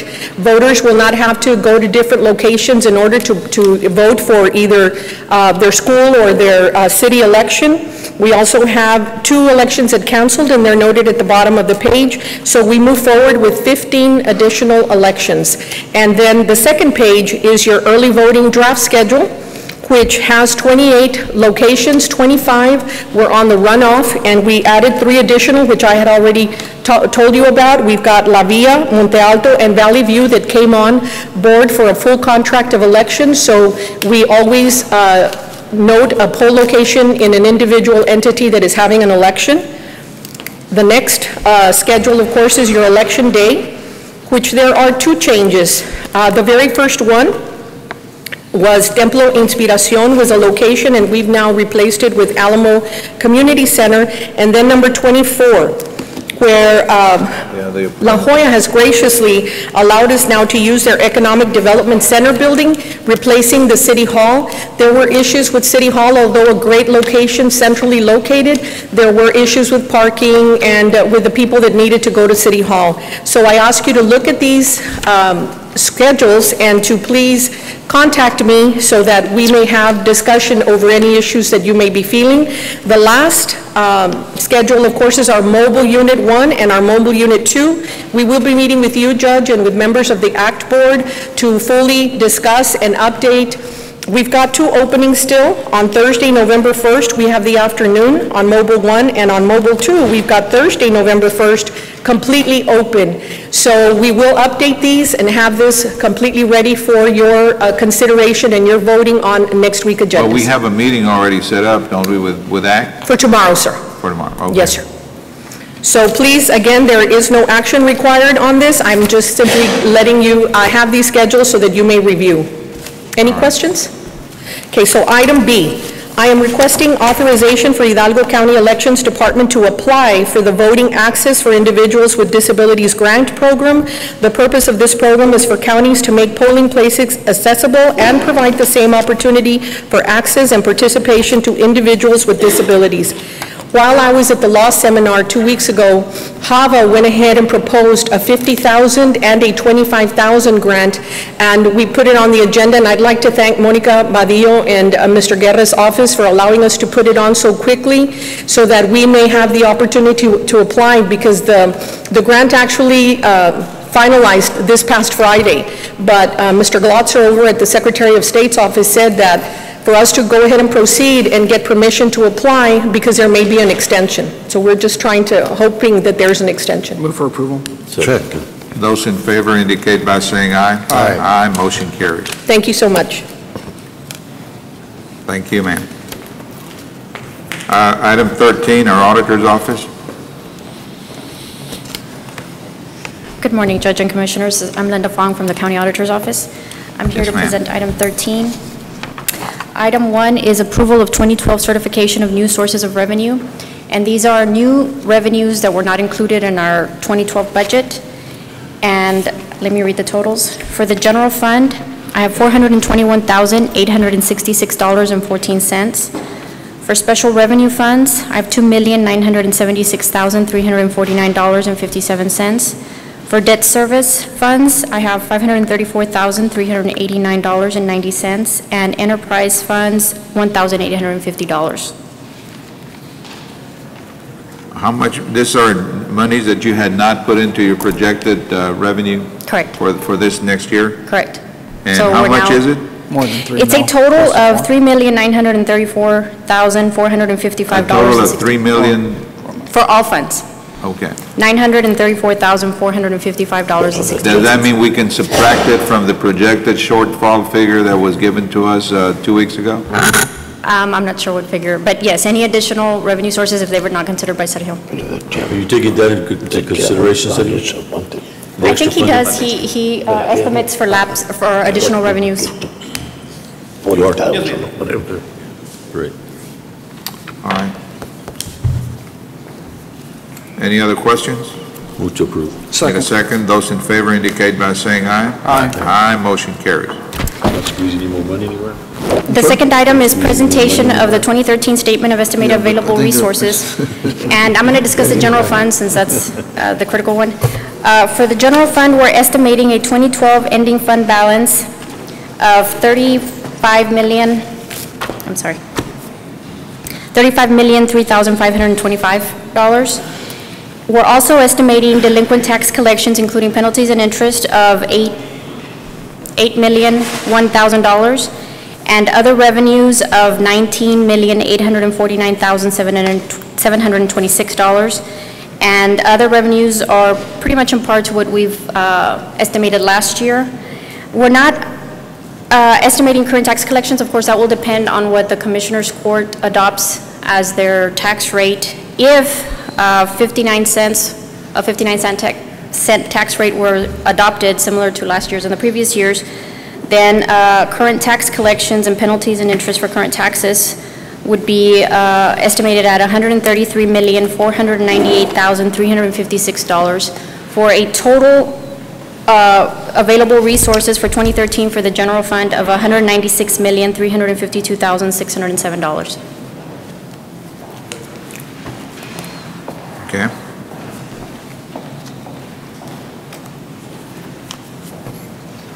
And there's no action required. It's just a presentation. Exactly. Correct? Yes. And actually, the book, I think you all should have been distributed a book, so if you can review that. Okay. Okay. All right. Thank you. Thank you, ma'am. Item 14, our planning department. Morning, Judge, Commissioners, Team Planning Administrator. The first item on the agenda is preliminary approval with variance request for BF subdivision precinct 1. This is a subdivision located precinct 1 area off of 12.5 North and Mile 2 West.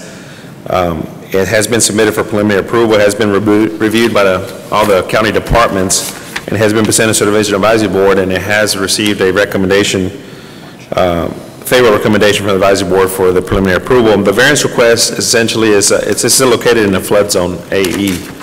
As per our requirements, we require a letter of map revision based on field for any areas that are in the flood zone. However, they're requesting to waive that requirement and provide a 50 by 50 pad on each lot to be at the base flood elevation. In that sense, whoever builds on those 50 by 50 will be already filled into that area, and then their home will be elevated above that. So we've seen these similar requests in other subdivisions. Precinct 1, I think, had one in Palo Rojo's number 2 that the court granted the variance on that type of request. So everything else is in order for that. That's the only request being requested right now. On the other various being requested, there is storm sewer being provided to the subdivision as well. So, do we have a system right now in place where all of the different departments that have something to do with the, I guess, the granting of these permits have an opportunity to review what has occurred and what's there and sign off on it? Yes, sir, we do. Does, for example, does Mr. Godfrey on drainage sign off on yes, this item? And yourself for planning, and Charlo for septic tanks? Yes, sir. Martin for stormwater compliance? Yes, sir. And the advisory board committee?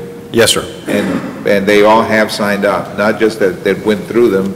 Yes, sir. Well, when I say went through them, the process, Judge, is they submit directly to those departments, the engineers do, and we get written correspondence from them that they've approved. For example, the right-of-way department, they also send us a memo saying the right-of-way is in compliance with the MPO plan.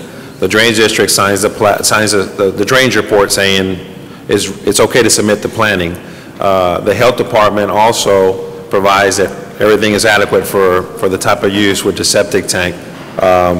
The Office of Environmental Compliance also provides us a memo saying a stormwater permit is required or not required based on the type of activity being taking place. So we basically take that information and make sure that we have it before we move forward to the presentation of the advisory board. And obviously my department makes conducts the reviews on the proper documentation on the plat and so forth and so on. So. Can you, when you give me the plat for me to sign, yes, sir. Can you give me a form that's signed off by all these different people? Come again, Judge, you would like a form? Yeah, well, just a one sheet where they're all acknowledging that they've looked at it, reviewed it, and are in their opinion it should be granted, or something to that effect. Okay. Because I don't get an opportunity to go around looking at anything, and I'm the one that's expected to sign off. And that's why you have me there, sir, but nevertheless, I can get that form as well, because we make sure when we route the plat to the drainage district for their signature, the drainage district signs it on the plat, sir. The health department signs it on the plat as well, sir. The only one that may not sign is Office of Environmental Compliance, but we have documentation from them. The right-of-way department signs the plat as well. Get them to sign off, please. They sign the plat, yes. Okay. Before it goes to your office, their signatures are on the plat. But if you want me to add an additional paper, we can do that, sir. No, if it's on the plat, that's all I need. Yes, sir, it is on the plat. Okay. Because we've been getting too many complaints in the office that their property still flood and they're paying taxes, and we understand that. And their strongest argument is the court approved, these subdivisions. I get those all the time as well, Judge, at my office, and that's why we're trying to push for drainage in these subdivisions. The ones that are here presented, the larger tracts are being provided with drainage systems to the nearest outfall. We've even gone as far as extending storm sewer in some subdivisions up to half a mile. I'm a definitely proponent of trying to get drainage to any subdivision in our county. It's just what's the follow-up process? What's the follow-up process, Mr. Cecine? We approve the preliminary approval, and then we approve the final plat. Correct. But what's after that? Who actually goes out and checks and makes sure that these drainage systems are connected and are correct? When they get constructed, when they get preliminary, essentially they're requesting approval from the court based on the proposal plans that the staff has reviewed, and then we do our inspections during the construction to confirm that all the proper infrastructure has been installed before they can request a final approval. Once the final approval is granted, then it's up to the precinct, because those systems become part of the county, and the precinct would have to maintain the roads and the public improvements, the drainage, and so forth. So it's up to the precinct to do the follow-up. Insofar as whether or not they're going to be operational, well, we do that inspection during the construction phase to make sure it's That's where I working. feel we're falling short in the sense that we inherit the problems, and we can't ignore our constituents when they make a request. You know, I know that you do your best, and we go out there and we follow up with the calls, and we try to figure out the drainage problems they have and find some solution to it.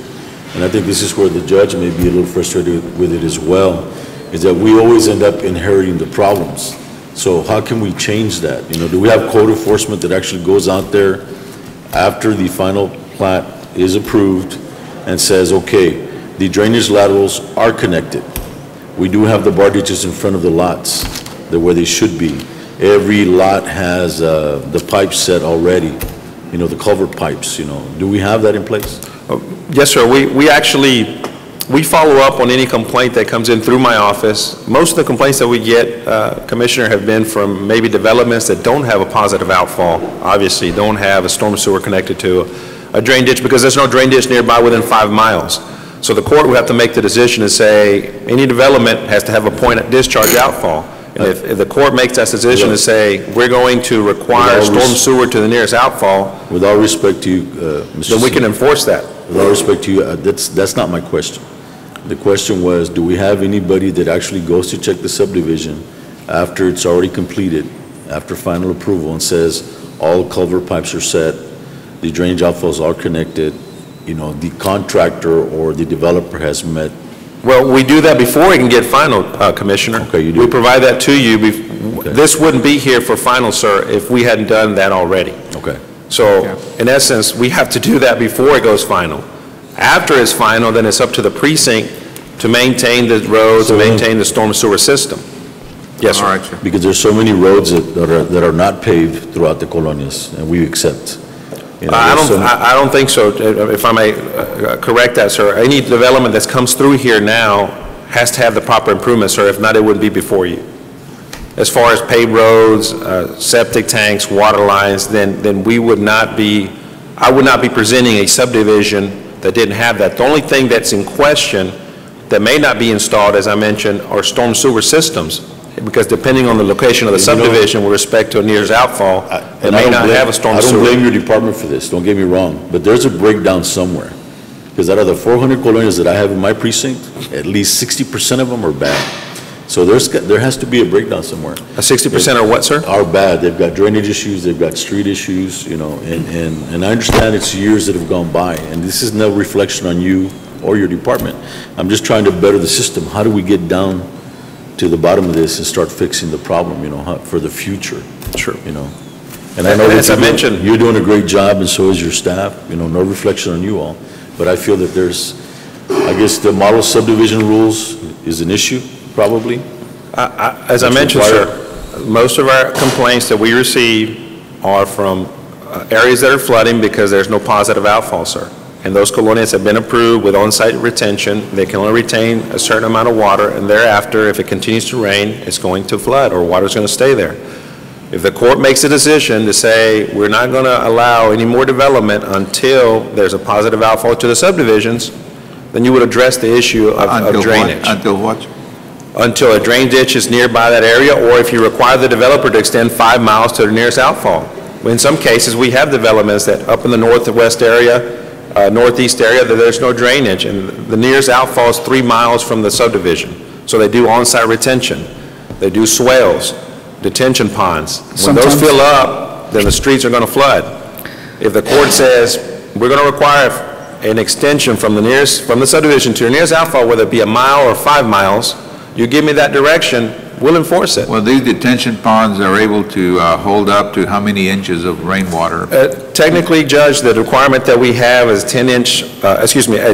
10-year storm, which could be, 2-3 inches, depending on the intensity of the rain, duration. There's a lot of variables that go along with it. They do a pretty decent job on a normal storm, but when we get a heavy storm, when it's a greater storm, where we get a lot of the complaints, where we get, a full downpour, like we did, like McAllen received, we get that in the county, well, we're going to have some areas underwater because we don't have positive outfall.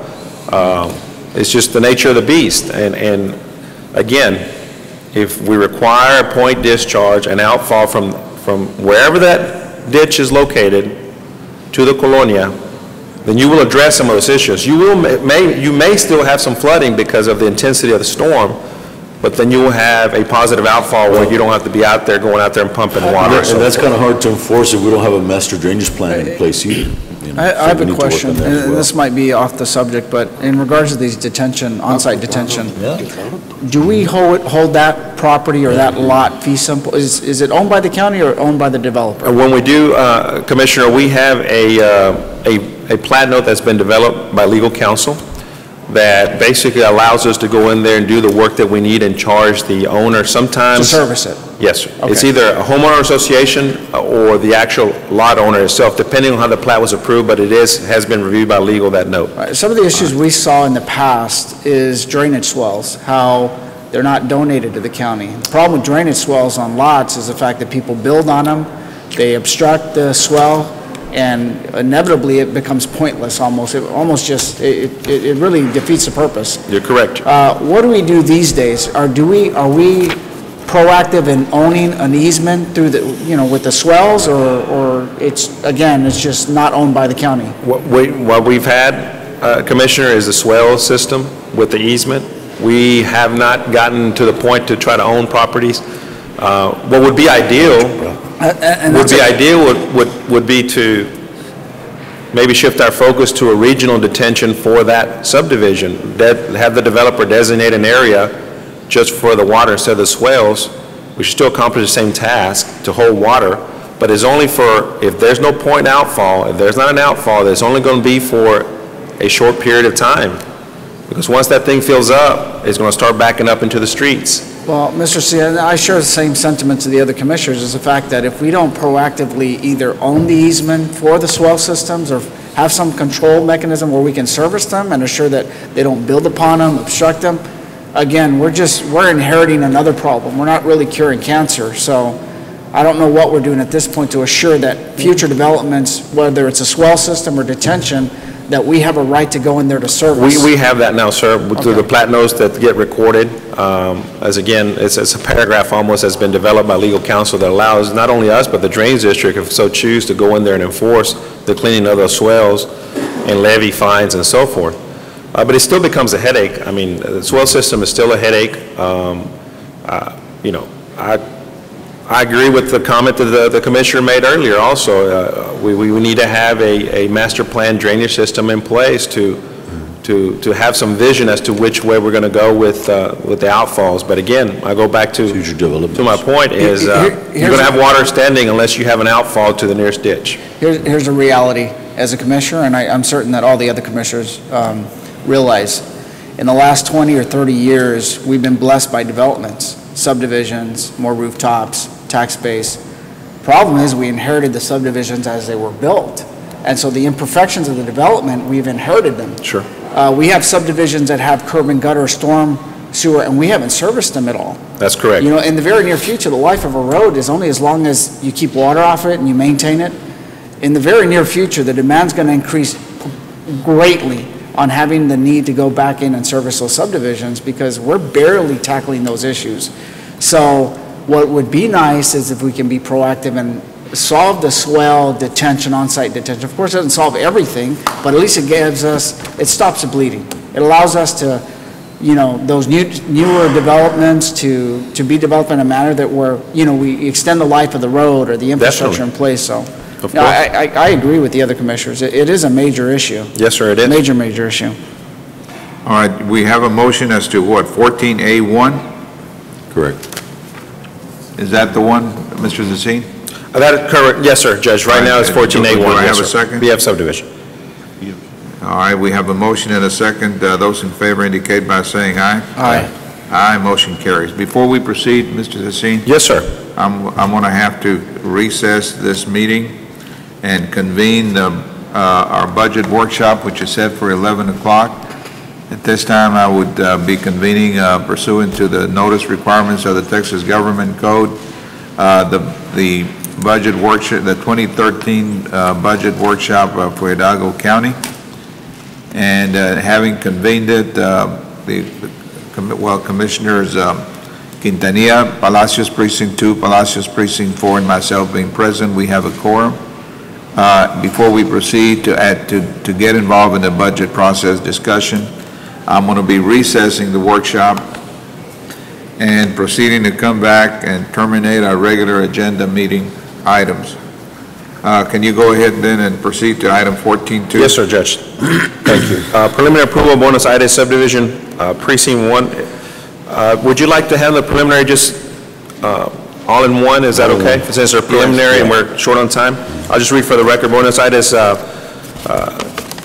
subdivision, precinct 1, Las Estrellas number 4, subdivision precinct 3, and Presidio Estates subdivision precinct 1, all have been submitted to the various county departments and have been reviewed and approved by various departments for preliminary approval, and it has been recommended preliminary approval by the Subdivision Advisory Board. Just a point of information on Las Estrellas number 4, I believe that was one of the subdivisions in precinct 3 that they had some issues regarding some complaints on flooding. The subdivision is extending storm sewer, and it is located in a flood zone. However, the developer is taking it out of the flood zone via a letter of map revision based on fill. He's filling in the whole area that's in a flood zone to get it out so that way the homeowners are not in a flood zone, plus providing the storm sewer extension of a little over a quarter mile of storm sewer for the development. Just for the record, because I know last time there were some questions in that area. I just want to make that note. Second. Those in favor indicate by saying aye. Aye. Aye, motion carries. Final approval, Aztecas Estate Subdivision Precinct 1. This is, again, a subdivision that was presented to the Commissioner's Court and received approval back in March. It has gone to the Subdivision Advisory Board. Everything has been constructed in accordance to the plans that were required at the time. It has been reviewed by the various county departments, and everything is in order for the final approval of Azteca Estates. Those in favor indicate by saying aye. Aye. Aye, motion carries. Next item is Comanche Estates Subdivision Precinct 1, the 34-lot subdivision. Again, it has been also presented to the Commissioner's Court back in May of 2012, and it's since then has been constructed. All the various departments have reviewed it, and everything is in order for the final approval of Comanche Estates Subdivision Precinct 1. Second. Those in favor indicate by saying aye. Aye. Aye, motion carries. Lerma Estates Phase 1 is a 6 commercial lot subdivision. It has been reviewed by the city of Donna. It has been approved by the city of Donna as well. Various county departments also reviewed it, and everything's in order for final approval of Lerma Estates Phase 1. Those in favor indicate by saying aye. Aye. Aye, motion carries. Santoys Estates is a 2-lot single-family subdivision. It has been approved by the City of Mission and the various county departments, and is also ready for final approval. Move to approve. Second. Those in favor indicate by saying aye. Aye. Aye, motion carries. Los Gomez Subdivision Precinct 2 is a 2-lot single-family development, and it has been approved by the City of San Juan, and it also has been reviewed by the various county departments, and everything's in order for the final approval. For approval. Second. Those in favor indicate by saying aye. Aye. Aye, motion carries. Final approval of financial guarantee for Guajardo Acres. It's a 1-lot single-family development. The developer, the City of Elsa has already granted also final approval, and the developer has deposited with the county for the septic tanks, $1,500, and all the other various departments also reviewed, and everything's in order for the financial guarantee approval. Second. Those in favor indicate by saying aye. Aye. Aye, motion carries. Cantu Heights subdivision, it's has been also 2-lot single-family subdivision, also has been approved by the City of Mission, and the various county departments also signed off on it. The developer has deposited with the county an amount of $1,500 to reflect the OSSF requirement, and everything else is in order for final approval. Second. Those in favor indicate by saying aye. Aye. Aye, motion carries. At this time, there will be no there's no action on Mandalay Bay Phase 2. We'll bring it back another time. If you could work with Jaime in my office. Of course. On the type of form that needs to be signed off by each one of the different department heads. We will provide that to you, Judge, of course. Right, thank you. Yes, sir, Thank you're you, welcome. Item 15, Precinct 2. Morning, Judge, Commissioners. Raul Salguero, Precinct Morning, 2, sir. representing Commissioner Palacios. Item 15A is requesting authorization for Hidalgo County to execute the interlocal cooperation agreement between Hidalgo County and the City of San Juan for the Nolana Loop Project, FM 1426 to FM 88. Move for approval? Check. Those in favor indicate by saying aye. Aye. Aye, motion carries. Item 2 is the actual approval of the project, its acceptance and approval of the interlocal cooperation agreement project provision of the undertaking a highway improvement project generally described as a Nolana Loop project from FM 1426, which is Raul Longoria, to FM 88, Cesar Chavez, pursuant to approval of the interlocal agreement. This is a 10-mile project expanding the Nolana Loop, and the interlocal is for purchase of right-of-way within the city. So moved. Second. Those in favor indicate by saying aye. Aye. Aye, motion carries. Judge, for the record, Commissioner Palacios has volunteered his budget to pay all the way up to FM 88 for this We'll year. pay the bill, you provide the money. All right. On item B, we're taking no action at this time, Judge. Judge, also 16B, 1 and 2, we're going to take no action at this point in time. All right, sir. Item 17, budget. No action on B? Morning, Judge, Commissioners. Morning. Item 17A is presentation discussion on the monthly budget report for the month of July 2012. We're passing that out just for your review, so y'all can review it at your leisure. We've collected 93% of the revenues for the year as of July 31st. As far as expenditures, we're at 50% of expenditures as of July, which tracks with prior months. I do want to call your attention to page 5, which is a new report that we've added to the monthly report. It's basically the collection, a general fund tax collection report. As of July 31st, we've collected 93.72% of our adjusted tax levy for the current year, and we've collected 19.86% of our delinquent tax levy. The rest of the reports are similar to the prior month reports. We do have revenue reports, expenditure reports, and also some reports on the unemployment claims that have been filed with the county. And I'll let y'all review that at y'all's leisure. If there's any questions, feel free to call me or any staff from my office, and we'll be glad to meet with y'all on any of these reports. All right, sir. There's no action that's needed on this item. Go on to B. Item 17B, 1 is discussion, consideration, and action to enter into the Texas Vine Annual Maintenance Grant Contract for fiscal year 2013 with the Office of the Attorney General, with authorization for the county judge to sign the related documents. Need a motion to approve? So moved. A second? Check. Those in favor indicate by saying aye. Aye. Aye, motion carries. Item 17B, 2 and 3, I'll take those together, is approval of certification of revenues as certified by the county auditor and appropriation of those funds for the Texas Vine program in the amount of $29,174. If I can have approval. 2 and 3. Need a second? Check. Those in favor indicate by saying aye. Aye. Aye, motion carries. Item 17B4 is discussion, consideration, and action to enter into a service agreement renewal between APRES and the Hidalgo County for the period of September 1st, 2012 to August 31st, 2013 in the amount of $29,174 with authorization for the county judge to sign the required documents. So moved. Second. Those in favor indicate by saying aye. Aye. Aye, motion carries.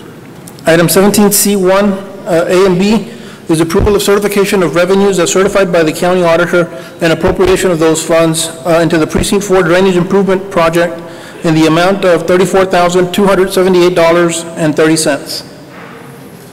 Move for approval? Check. Those in favor indicate by saying aye. Aye. Aye, motion carries. Item 17C2, A and B, is approval of certification of revenues as certified by the county auditor and appropriation of those funds into the Precinct 4 Road Maintenance Program in the total amount of $50,541.10. These are escrow monies for the Lantana Acres No. 7 road project. Move for approval? Check. Those in favor indicate by saying aye. Aye. Aye, motion carries. And item 17C3 is approval of 2012 appropriation of funds from unreserved funds for the drug court in the amount of $1,000. These are to fund French's. Move for approval? Second. Those in favor indicate by saying aye. Aye. Aye, motion carries. Thank you, Judge, Commissioners. Item 18, our purchasing.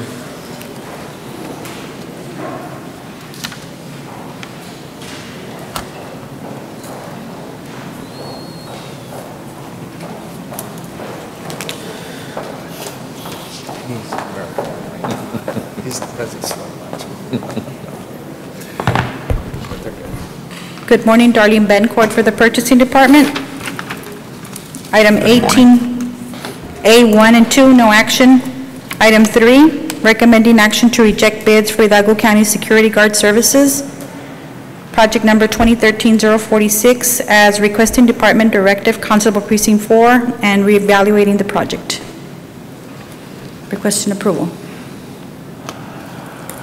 So moved. Need a second? Second. Those in favor indicate by saying aye. Aye. Aye, motion carries. Next item, pursuant to Article 14 of the current agreement, C11, Health Associates requesting approval to engage the services of some subcontractors, consultants, Robert Kisner, Dannenbaum, and Anthony Kovacevic with adherence to insurance provisions required by said article. Move for approval? Judge, we have a couple of comments on 14, 18, 4A and B. Yes. The fee schedule attached to the work authorization appears to be incorrect. And also the insurance has expired on that particular contract, or vendor, I'm sorry. Do we know what their fee schedule is? Is it attached? Actually, their fee schedule is provided, however, the fees that were provided are lower than the ones that are on the contract. Well, that's nothing wrong with that.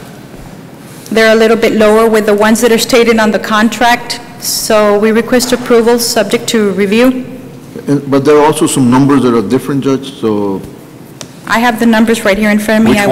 Which ones do they believe apply? The lower ones or the ones in the contract? The lower ones are the ones that were provided under the work authorization, and the higher ones are the ones that are on the contract. Why did we go from what they submitted as being a lower price to agreeing to a higher price? I have no idea, sir. Judge, I think this is a subcontractor. They're asking a subcontract, and the subcontractor fees, as I understand it, are lower than what the fees were in the contract. That's what I recall. Is that correct? What was that again? I'm sorry, sir. This is a subcontract? Yes, yes. And the subcontractor's fees are lower than what the fees were specified in the contract with the general contractor? So which ones are we obligated to pay? The subcontractor fees, because we're only asking permission to subcontract to this company. And the work authorization is for the subcontractor's fees, not the contractor's fees. Isn't that correct? Correct. Is there a big difference in the amounts? Not, well, on some of them, there's particularly about $50, $60, but most of them are correct. Out of the 9, it appears that about maybe 4 of them are slightly off by maybe $20, $30. 20, the hourly rates. All right, and your office is recommending it then? Yes, we're recommending to approve, yes. What about these insurance provisions? I have a copy of the revised insurance, and I have already submitted it to the auditor's office. All right. If no other questions, we'll entertain a motion to approve. So move. Check. Those in favor indicate by saying aye. Aye. Aye, motion carries. Item number 4A is acceptance and approval of work authorization number 1 with estimated cost proposals of $54,850 and submitted with Health Associates Incorporated for the installation, infrastructure, engineering drawings and specifications for the additions of the annex structures, 3 modular buildings to the existing courthouse in connection to the on-call agreement C11-291-0124 for the purposes of building repairs, renovations, alterations, and or additions to county-owned buildings within Precinct 4. Judge, We got several comments on that particular item. The contract expired, and there has been no document, we cannot locate any documentation indicating it has been extended. And also, there's a difference in the total amounts that are included on the agenda caption versus what's included in the work authorization. And also, there's a issue with the account number. But the main one is the contract has expired. It's a one-year contract that was entered back in 2010, I believe. Back when? In 2010. So it's expired. Yes. Is that correct? The contract, I believe, was entered in 2010. However, the work authorizations are not complete until the work has been completed, as is with this. One of these contracts, I believe, is a continuation, if I'm not mistaken. Steve, have you looked at it? I don't believe I've looked at that one, because if the work authorization would have to have been issued before the contract expired for it to be valid. Why don't we approve it subject to you looking and making sure we have a valid agreement? I think this is the first work authorization that you get in, so therefore it's contract expired and the term is long gone. So you cannot issue one. I think the contract is Well, expired. if we do it subject to Mr. Crane looking Mr. and Crane's reviewing the review? documents. So moved. Second.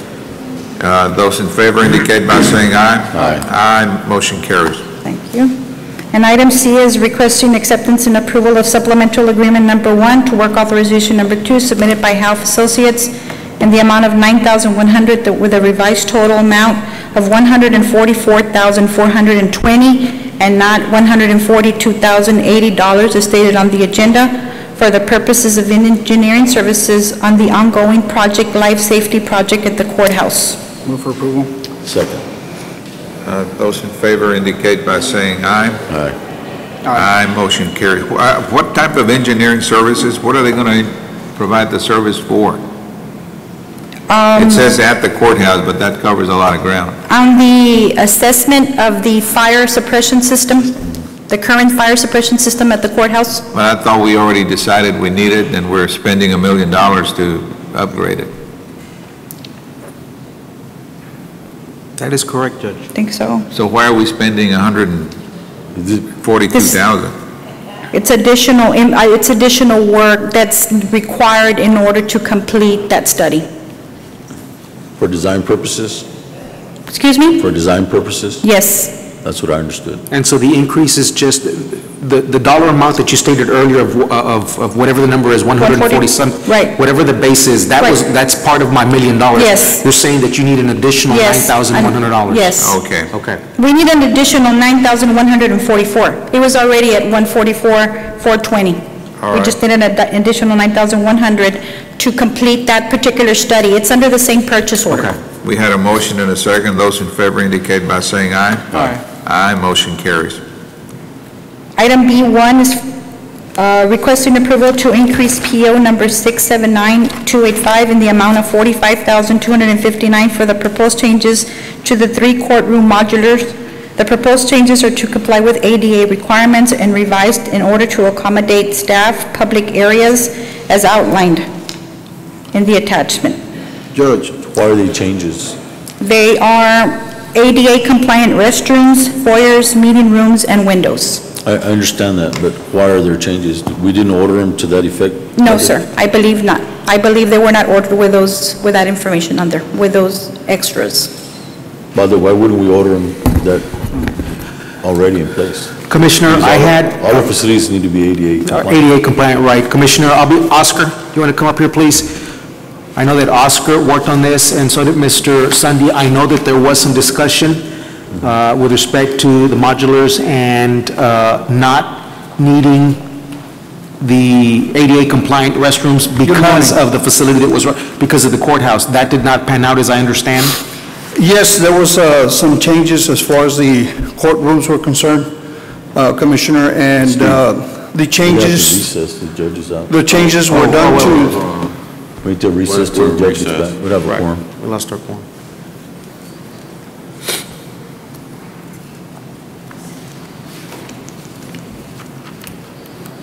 We'll call a recess. We're actually in. We're a recess. Well, let's all recess. You would like to roll, wouldn't you?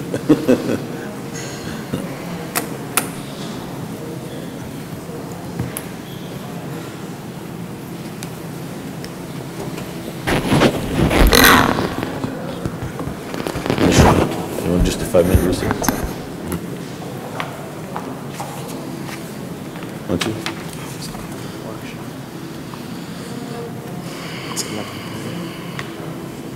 Steve, why don't we just call a 5-minute recess instead of having people standing around? I don't even think you can do that right now. We need a quorum for that too, right? Right. Okay. He can help you.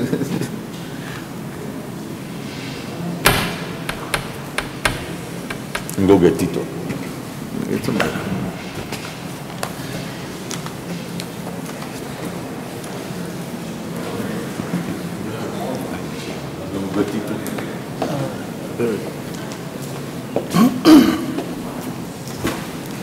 Okay. Go ahead, sir. Where are you on B1? Correct. Yeah, we're still in B1. All right, any other Mr. discussion? Oscar was presenting, sir. Go ahead. Yes, Judge, Commissioners, the proposed changes have to do with consultation with the committee. Mr. Sunday and Mr. Alvarez from the judge's office met with certain judges and certain staff, and we had several concerns to be able to accommodate AG's offices, conference rooms, certain things that needed to be included in the mechanisms to be able to be fully functionable. And that included having a four areas in the courtrooms, public ADA bathrooms, which were included. There was a concern for a particular judge that needs to have, for medical reasons, some lighting. So there was a small window that has been integrated with the modular buildings in order for us to have a lot of these compliance issues. So those were the changes that were proposed, and on August 23rd, we met with the committee, and we forwarded via email the changes and the attachments to Ramtech buildings, and at which time they did the changes, and they acknowledged it via email. However, we did not see the changes on the proposal, and we have made contact with Ramtech, and they will be providing us with those, including those changes for the auditor's review. Judge, a comment on that particular agenda item. We can see the difference in the pricing. It's a $45,259 difference in the pricing. However, the supporting documentation, the information is identical as far as what... And that's what I just made the comment on, Mr. Ofracio, that they sent the proposal with the dollar amount changed, but they did not include, it was not inclusive of the proposal, the changes that we did. We have already made contact, and they're going to make those modifications. In other words, they're going to tell us what they're charging us for. Yes, they're going to increase, make those changes to reflect the additions, the ADA bathrooms, the foyers, and all the other mechanical, electrical, plumbing, data drops, and all these other things that were inclusive. Okay. Yes, sir. And who's checking the estimate to make sure that that's a reasonable amount? Yes, sir.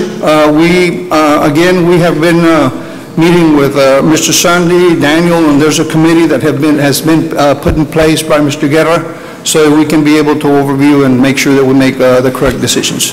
Okay. Would you approve, Judge? Second. All right, those in favor indicate by saying aye. Aye. Aye, motion carries. Thank you, Oscar. Next item is Precinct 4. It's a presentation recommendation by Prodigy Construction. I'll let Mr. Alex Palacios from Prodigy go ahead and go over this agenda item.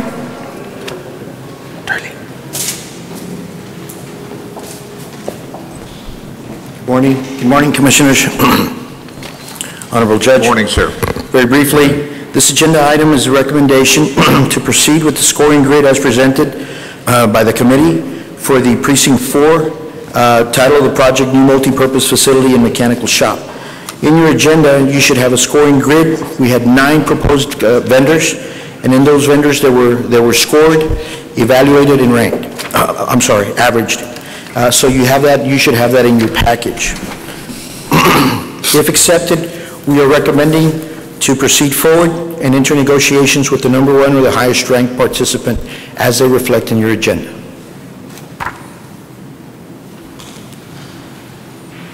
So moved. Second.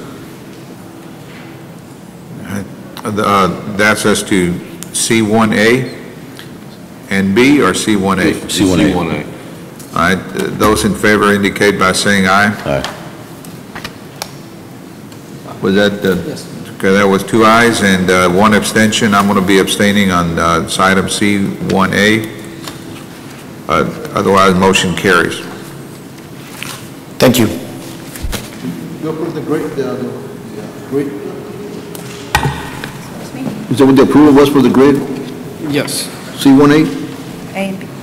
Yeah, we need one. Item B is authority to negotiate with the number 1 ranked participant, which would be, can you read for the Yes. record, please?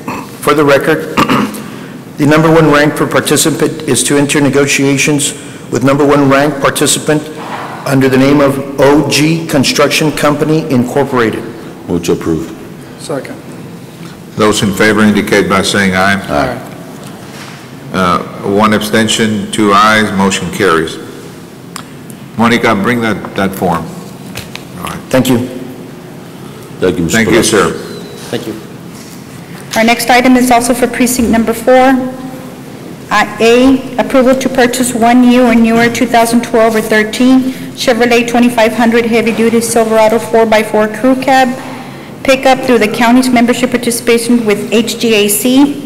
Awarded vendor Caldwell County Chevrolet. Contract number V as in Victor Edward 11-11, the amount of $36,713, which includes a $600 HGAC administrative fee and delivery. Move to approve. Second. Those in favor indicate by saying aye. Aye. Aye, motion carries. And there is no action necessary on item B. This is it. Thank you. Thank you, ma'am. Item 19, open forum. Anybody sign up? Yes, there was 1 person parking here. Ms. McClarity, we have 1 presenter.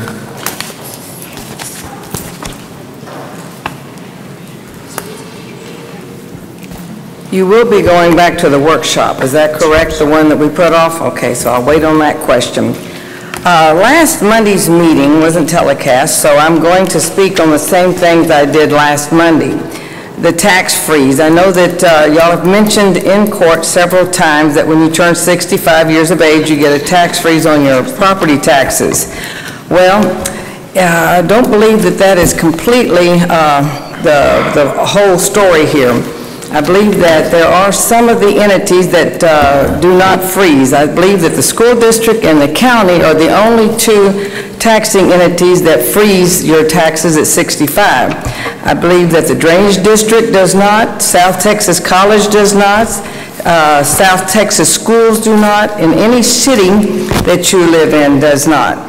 So you must keep up with the property values of your property because it keeps going up, but not each and every entity does freeze for the taxes, so please don't think that it stops there. And you talk about a $100,000 piece of property, a home or something with our taxes. As the taxes stand, if you live in Edinburgh, it's $2,736.20. That's with Edinburgh City, the drainage, and Hidalgo County, and the school district. And I know that the drainage is going to go up. I believe that the school district is going to go up. And I believe that you talked about the county, the 59 cents would be going up a half a penny. So $20 here, and a $5 here, and a $10 here, that $2,736 is going to get hugging up close to $3,000. So every one of those little $20 and things hurts the ones that are barely making it. So once again, we're just asking you to not raise the tax rates, not to to put any more burden on the people that we have in Hidalgo County, because like I say, they're stretched to the end.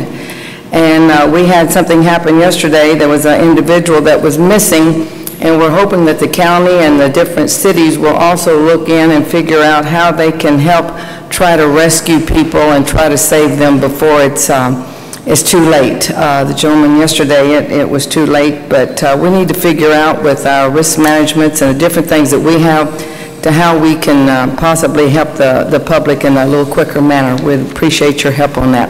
Thank you. Thank you. I want to make sure I correct something. I don't believe anybody said that we're going to be raising by 1 penny the county tax rate.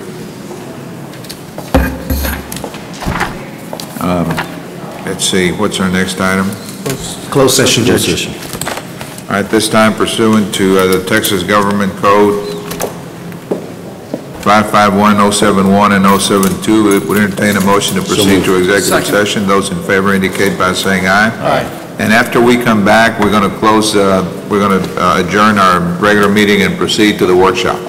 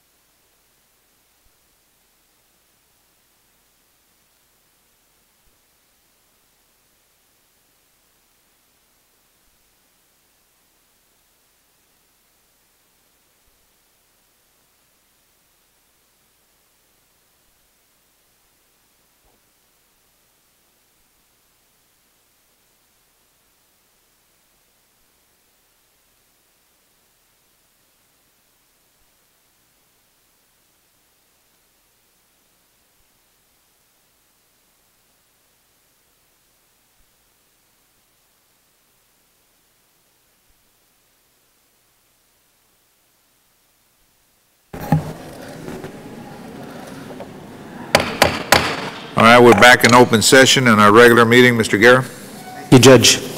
Under open session, item 21A, real estate acquisition preparation for same, no action at this time is needed. Item 21B, pending and or potential litigation, there is no action at this time as well.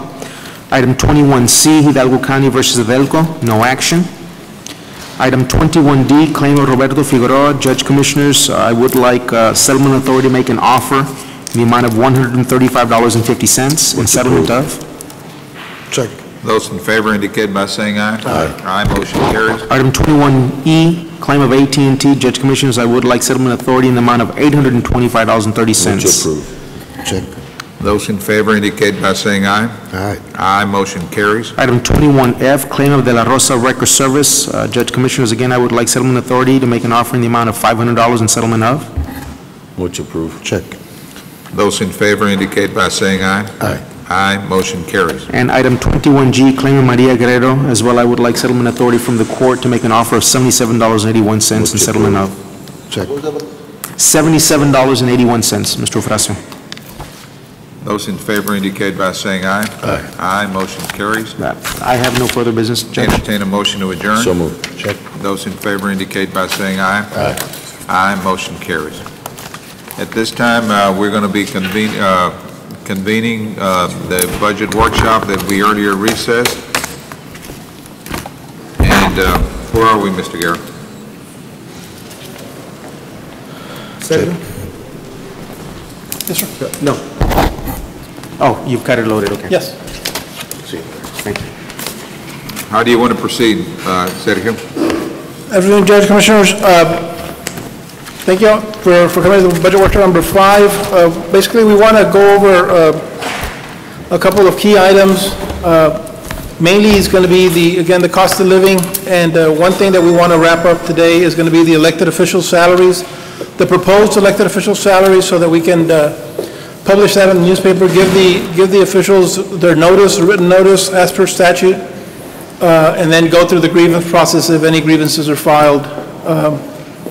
There's been some changes to the estimates that we previously provided to the court. We received the revenue estimates from the county auditor's office. Those estimate, the 2013 estimated revenues is now $161,349,082. That's an increase of about $2.1 million from the previous estimate that we had in the prior workshops. Majority of that increase, $1.4 million, comes from the increased collection rate that the auditor is going to use now. They'll be using a 94% collection rate as opposed to a 93% collection rate that they used in the 2012. Given those revenue estimates, the estimated shortfall based on our 2012 adopted budget and those budget adjustments that we're recommending, estimated shortfall will be $9.5 million. As far as on the financing methods, we did revise our excess revenue estimate. We revised it down from $4 million to $2.6 million. Basically, we've reduced the new taxes that are going to be collected, going from a 93 to a 94. When we did our estimates, we were using the higher estimate, so we've reduced that down. Does this new figure of the estimated shortfall take into consideration the new revenues that Mr. Ofracio certified today? It takes into account his estimated revenues that he's projected. The revenues that he certified today are new revenues for this fiscal year, not new revenues for the next fiscal year. So these revenues, we can either appropriate them this year to cover some of our shortfalls, such as the room and board for the jail, or if we decide not to do that, they'll just lapse into the fund balance and it'll increase the fund balance. All right. I believe his estimated fund balance is about $35 million.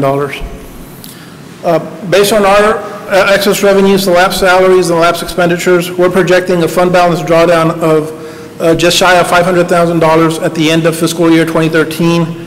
That's not included the cost of living adjustment of 4.7 for employees or any cost of living that the court decides to award, and doesn't include some of the other items such as the law enforcement step increase that the sheriff has requested, County Court Law Number 8, the operating expenditures for the sheriff's substation, or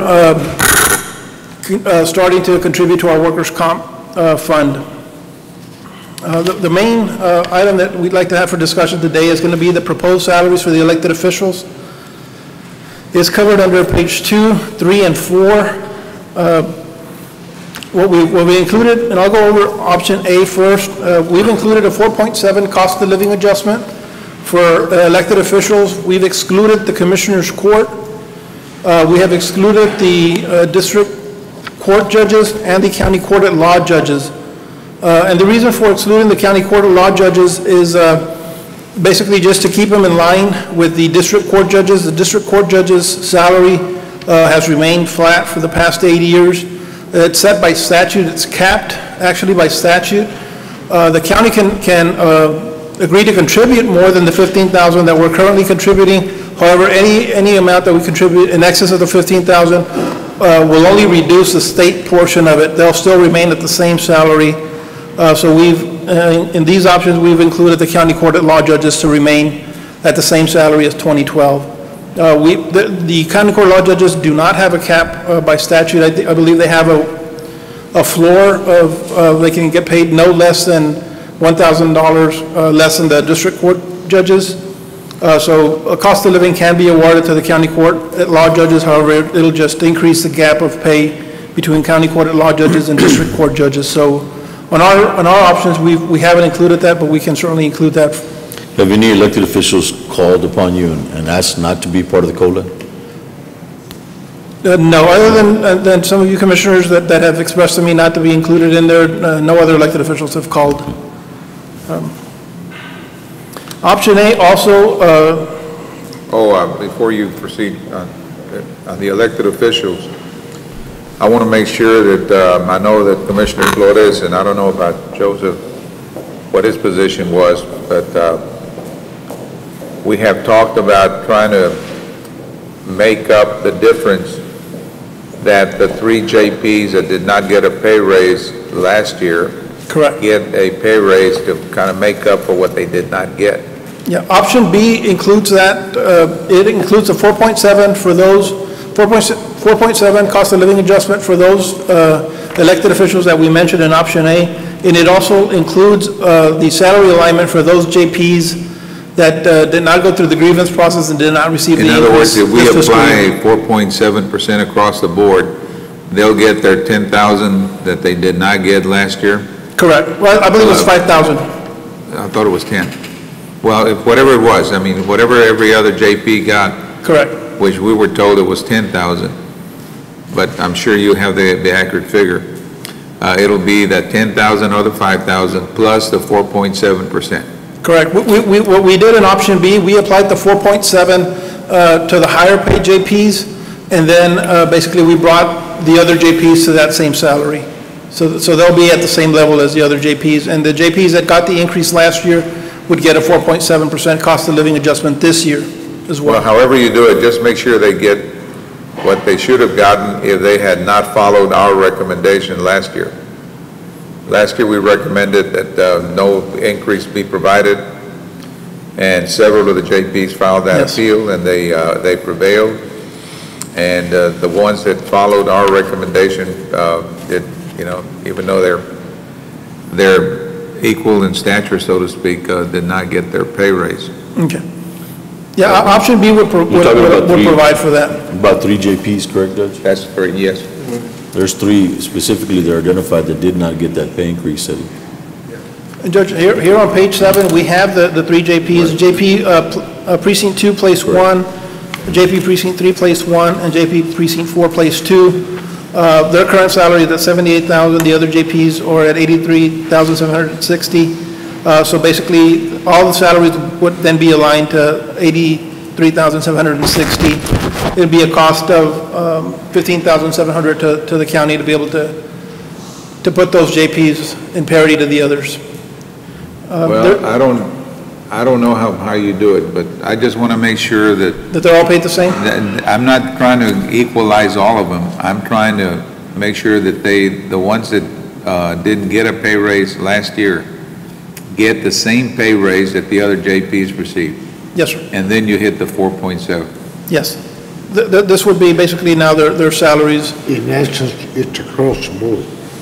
Correct. As far as the JPs. All the JPs would then at that point be the same across the board. The 4.7 would be across the board. The 4.7 again would be.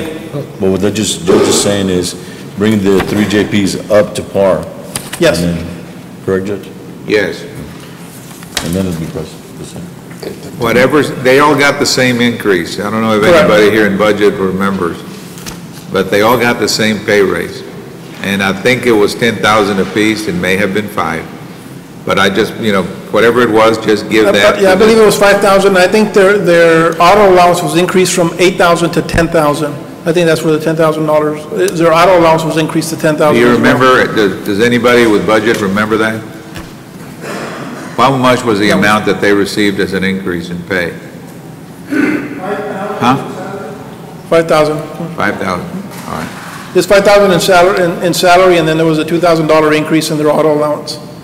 There were 2 things that they filed a grievance. The ones that filed the grievance, they got a 5,000 increase, and they got a 2,000 increase in the auto allowance. So they've got in 2 parts. Okay, well, whatever it was, we just want to make sure that we provide them with that increase that they didn't get because they followed our recommendation. Okay, and that's the items that are included in option B. It includes getting all the JPs to the same pay, including that 4.7.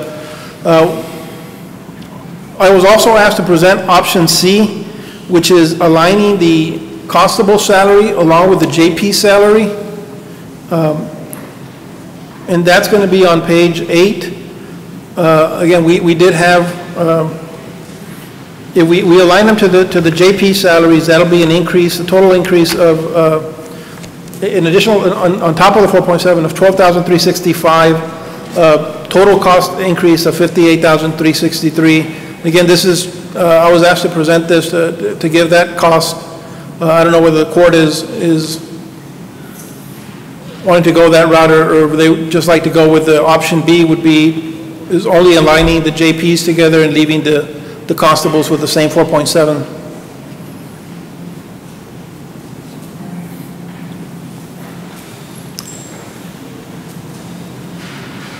What type of increase would it take, Sergio?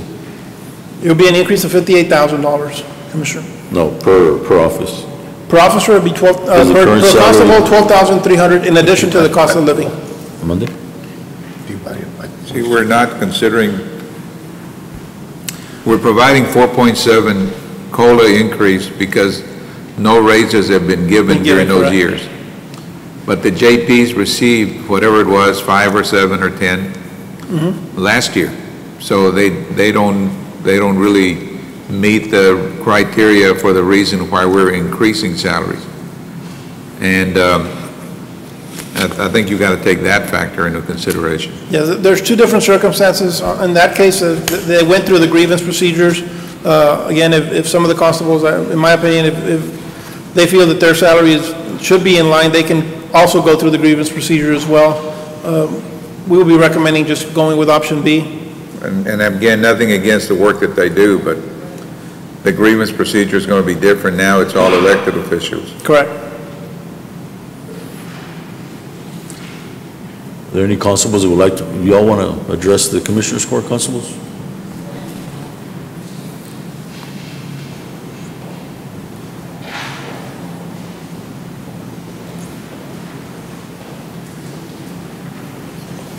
Judge, Commissioners, just to give a little history, I came in 2001, and I believe in 2003, 2004, the constable's salary was aligned with the JP salary. I think there was just a slight difference, maybe less than $1,000. When that happened, JPs got together, they went and grieved saying they needed to get paid more money. They grieved, they've got that increase. 3 years down the road, they went back again, they grieved again and to what it is today, and that's why they got the salary they got today, except for the 3 JPs that didn't get the increase in salary or did not get the increase on the auto allowance. So you got 3 that have $8,000 and $5,000 less in salary. But the constables have never grieved. We've pretty much taken what you've given us. However, it's what you want to give us, but I'll just tell you this. We have more responsibility. We've got 17, 18 deputies that have guns and badges on. As you know, we had a constable killed in the line of duty. I mean, it's no different than anybody else. But, you know, all we want to do is just be the same as JP. We got to take work from both JPs, and the workload's actually increased. The economy the way it is today, and it's like, doesn't look like it's going to get any better. But if you want to align us the same as JPs, we would go with that, or what you feel that you need to do. But that's how the difference between the constable and JP started, was way back 5, 6 years ago. They grieved and they went up because they put us in line with them, and then they grieved again. So they've grieved in the last 5 years, they've grieved twice. And all due respect to them, but that's why there's a big difference between our salary and their salary.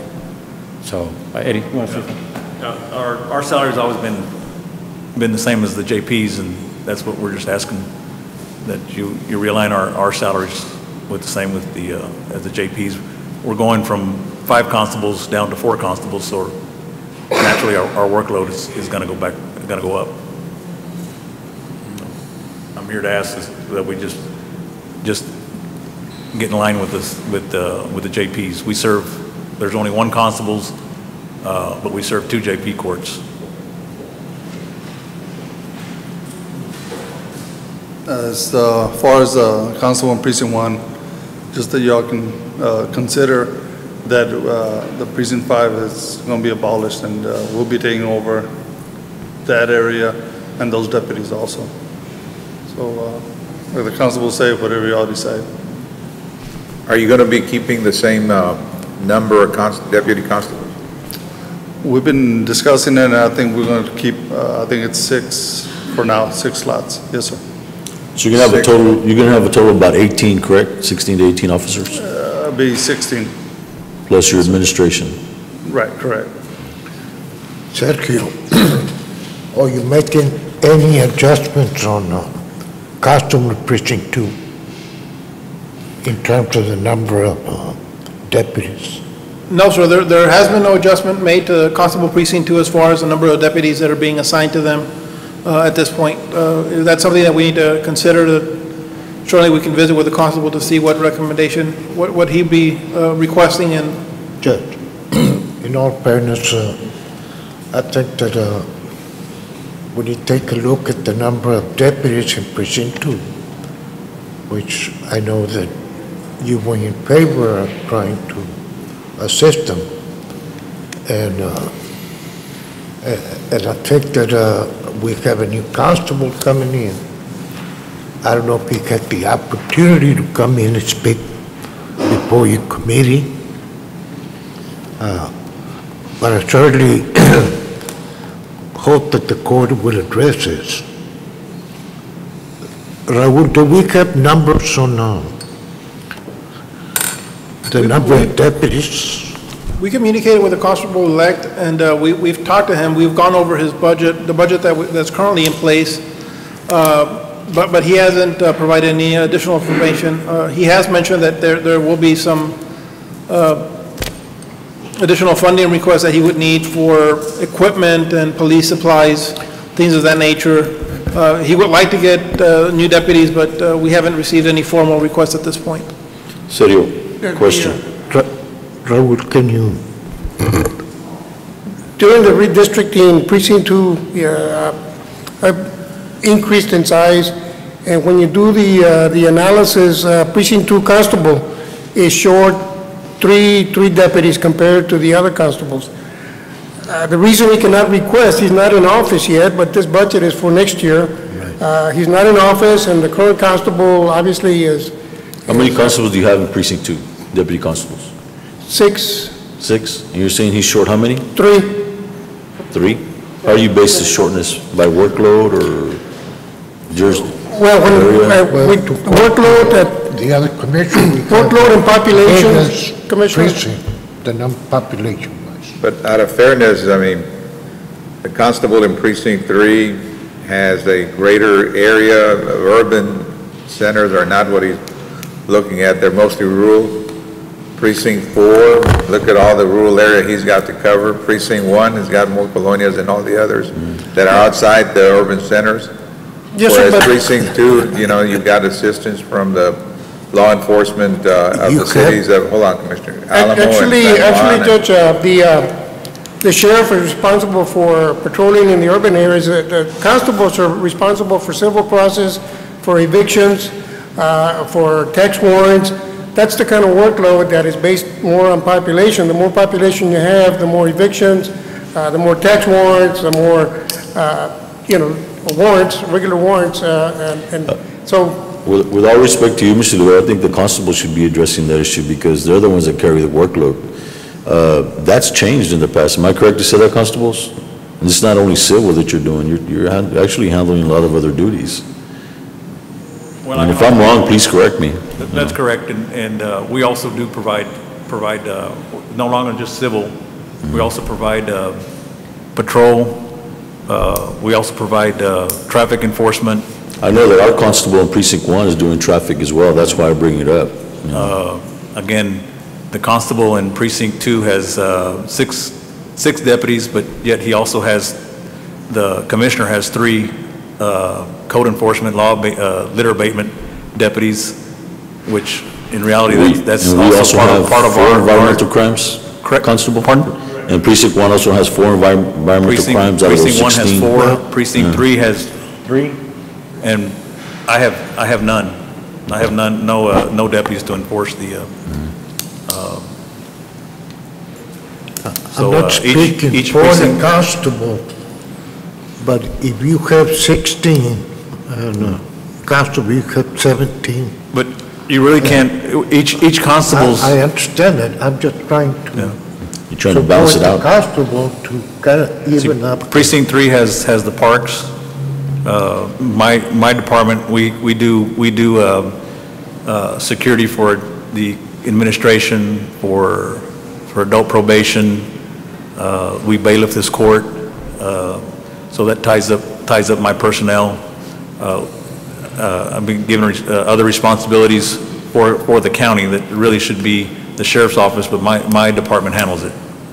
So I guess getting back to Precinct 2, not to try to decide for you, it's up to you, Commissioner. No, I have one vote in the but court. I'm concerned that he would only be short 3 when he may need more. As far as litter abatement? Yeah. Yeah. You understand what I'm saying, Mr. Well, I would propose that it be all the same and give those 3 slots over to the constable and precinct 2 commissioner. That way he can oversee it, and I think it'd be a better program. But Well, that's just my opinion. Something to consider, but I'm trying to, I'm not knocking you guys. The Now- precincts in 1, I have this question 3, for and 4. Mr. Cruz. We're abolishing precinct 5. That salary schedule there, you could use that to give the increases to the constables, correct? From the deleted of the constable deleted salary? precinct Yeah, we will be deleting the constable salary for the precinct 5. So you could use that to do the increases. The deputies would, yes, that So it would wouldn't be a budget impact? There'd be no. You're deleting what? I'm trying to We're find out. deleting the position of constable precinct 5, so there would be that savings, basically $71,000 that we'll be saving from that deletion of that position itself. So there's not an increase in the budget impact, basically, but you're not saving that? But we won't be saving anything, correct? But he's Be used up. He's gonna be on the payroll, so how can you say you have a savings?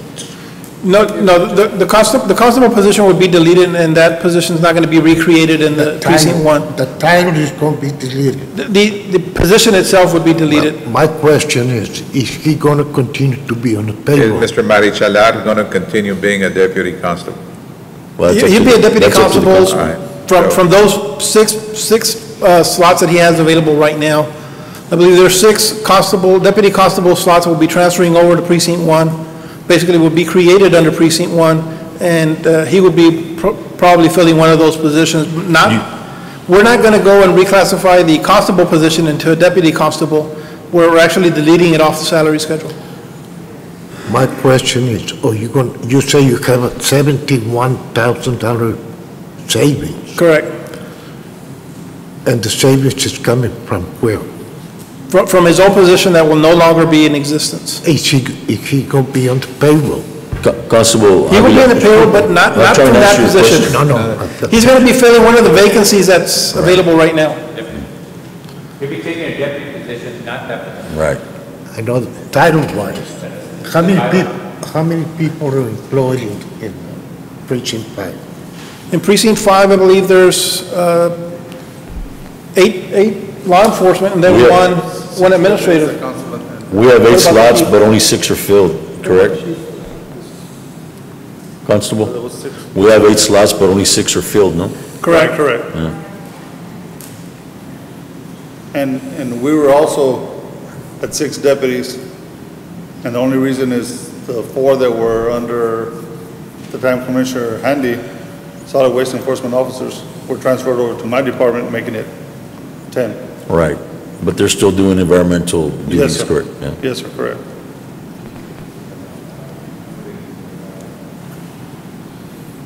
Did I answer your question? No. The chief is vacant. And the clerk. Administrative assistant. Yes, yes. Constable, can you clarify his question, please? His question was? Now, my question originally was the number of staff members employed by precinct 2. Okay. I understand all the duties you have, and you're doing a good job of taking care of your business in your precincts. All I'm suggesting is, and the new constable is not here, I think the residents of precinct 2 deserve the same protection, patrolman, and whatever is being done by the other precinct. And simply what I'm saying on his behalf is he needs additional staff to be able to provide those services in precinct 2. Simple, I'm not asking anything else. Okay, any other issues involving the constables? Judge, Gentlemen, I'm sorry, go ahead. No, I just want to mention that when we did the analysis, we took into consideration the constables in the other precincts that were assigned to truancy, that were assigned to code enforcement, that were assigned to security, all the other functions, and then what was left for regular all-around duties, tax warrant, civil service, that's where we compared them, so we could compare apples to apples, and that's where we get that he was 3 short, even when you take into account the other functions, allowing for those factors. So it's not that we're not taking into account, Commissioner, like the code enforcement and things like that. That has been factored out, and then it was short 3. And he just wanted to, for the court to understand that he's going to be short, and since he's not on board, he just wanted a voice. If I may say so, I think Precinct 2 could use another 2 more deputies. I'm sorry, Eddie. Precinct 2 could use another 2 more deputies, in my opinion. Or 3. They had requested it in the past, correct? Yeah. They requested, last time they came before the court, they requested 3, y'all granted 1. Okay. Are you budgeting that, Silvio? The possibility of bringing in three officers? We don't have any new positions being budgeted into this budget. I mean, any new positions that we create would just add to the deficit that we'll be adopting. Okay. That's fine. My comment to the court is that they consider this adding the additional staff members. And I want to make sure that the residents of Precinct 2 get the same kind of coverage as the rest of the county. Okay, any other matter involving the, yeah. Yes, ma'am, come on over. Promise. My question, we were here, I think we have 6 JPs that are getting paid $80,000. We have 3 that are being paid $75,000. You're wanting to move them up to $83,750, so they all have the same price. Now, are the 6 that are getting the more now that went to the grievance and went over your heads and got more money, what's to keep them to say, well, we're not getting near as much as the others? Look how much the constables are going from $68,190 to $83,750. Well, they're going to feel like they're gypped. So we're going to do another cycle so that they're going to come in, go to the grievance and say they need more money. So this is what we're looking at, because they're not getting near as much as the other JPs or the constables. So when does it stop that we don't have this cycle constantly, because they're not going to get as much? And I'd also like to ask, how long does it take a JP to get to a scene when there's a body that's been there? That's another thing. It's one of their jobs, and I always hear complaints from the public that it takes them a long time. So maybe with this extra money, they can move a little faster. Thank you. Judge, Commissioners, I myself got also a request or received a comment as far as from some of the other elected officials is they're going to be considering, if the court is considering giving the constables more than a 4.7% increase, will they also, entertain maybe some requests from some of the other elected officials? That was just commented to me earlier this morning. I'm not sure whether this is something that the court, wants to do, or which option the court? Be direct on your question, Sergio. Will the court also consider other increases that other elected officials? Consider the increase, but don't do the 4.7. No. Well, basically, if court is considering giving elected officials, some elected officials more than the 4.7, and right now it's being selective, only to the constable's office, getting them to parity to the JPs. Would the court also consider increasing, some of the other countywide elected offices to being comparable to the commissioners or things of that nature? I don't know whether the court is up to entertain any of those discussions, or I know there's some countywide elected officials here, some other elected officials. I don't know whether they have any comments as far as on their salary, or should we just let it, if they do have any questions on that, let them go through the grievance procedures, or how we want to address that?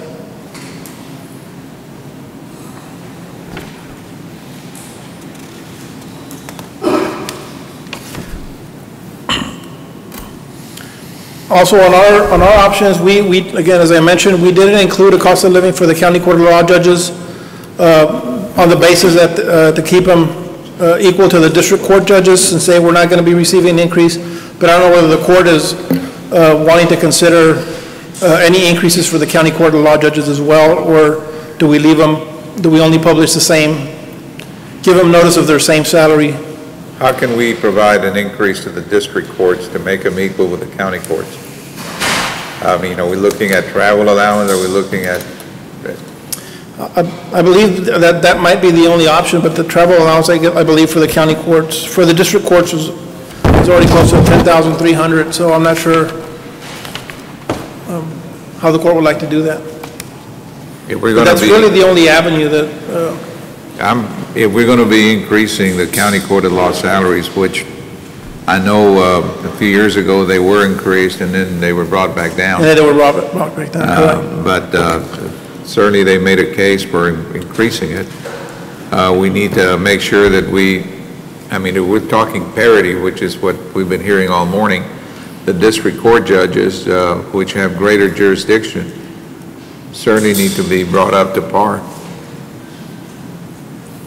I think the reduction, Judge, was based on an opinion from the district attorney's office, that he said that the county court and law judges cannot make more money than district court. Right, Sergio? That was his opinion, yes, sir. Is that the Attorney General opinion, or? No, that was the district attorney's office opinion. Okay. Yes, it was not an attorney general opinion. It was just the district attorney making his opinion in court as far as... Well, I'm not even suggesting that they make more. I'm trying to suggest that they be equal. Can we provide additional compensation to make them up to par, to make them equal? That's, I guess, the question. I think back then, the budget office was trying to do that by increasing the auto allowance. The auto allowance. And that was a method that was used previously. What's our contribution to the district court judges? What's our contribution?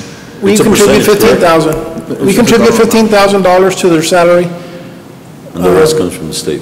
and the rest comes from the state. how did we arrive at the 15? Basically, the state has a max salary for the district judges, and they only contribute, I believe, $125,000. And I believe their max is $140,000, so we contribute the other $15,000 so they can get their max salary. If we contribute, $20,000, basically the state would just reduce their contribution to $120,000 instead of $125,000. Yep, So there's but- really, as far as in salary, there's no way for us to increase their salary other than putting it up for legislative session, this coming session, and requesting it from the legislature, since they're the ones that set the salary.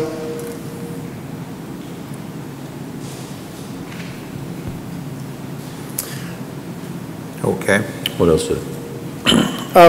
Basically, if we can get some direction as far as which ones to publish, we do need to give notice to all of these elected officials as far as what salary they will be receiving. Well, at some point, I'd like to do it when the court's here. Okay. Full consensus. We got 3 members missing. Oh, Tito already left. I don't want to start talking about any consensus without having at least a majority here. Okay, Judge, we can, put the same discussion item on for Thursday, and if not, we can actually put an item on for the Commissioners' Court meeting next Tuesday. It just sort of You might be reduces our better off timeframe. putting it as an official agenda item. Or give it a try Thursday. If we don't get the turnout Thursday, then put it on as an agenda item for the following week. Yes, sir. On page 5, we basically have 3 options, and what the effect would be on our fund balance. Option A would be giving employees the 4.7 cost of living adjustment. It would be aligning the JP salary, and it would be aligning the constable salary. I think all 3 options have that. They also all have the county court on number 8, since we need to fund that.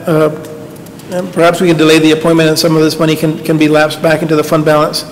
And then basically we have 3 options as far as on the sheriff's substation.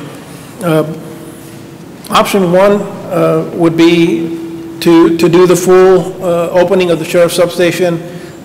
His request was roughly $2.7 million. However, we have already $750,000 already funded.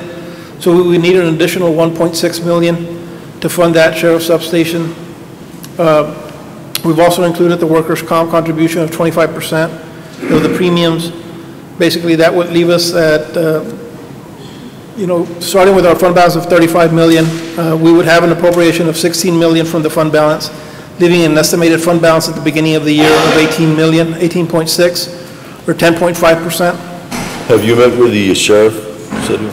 on the substation as We've far met, as? we've met with Commander the Gonzalez, and basically they've given us some of these numbers as far as what the requests are. Are you considering taking away 16 million from the fund balance? That would be the budget appropriation if we funded all of those items.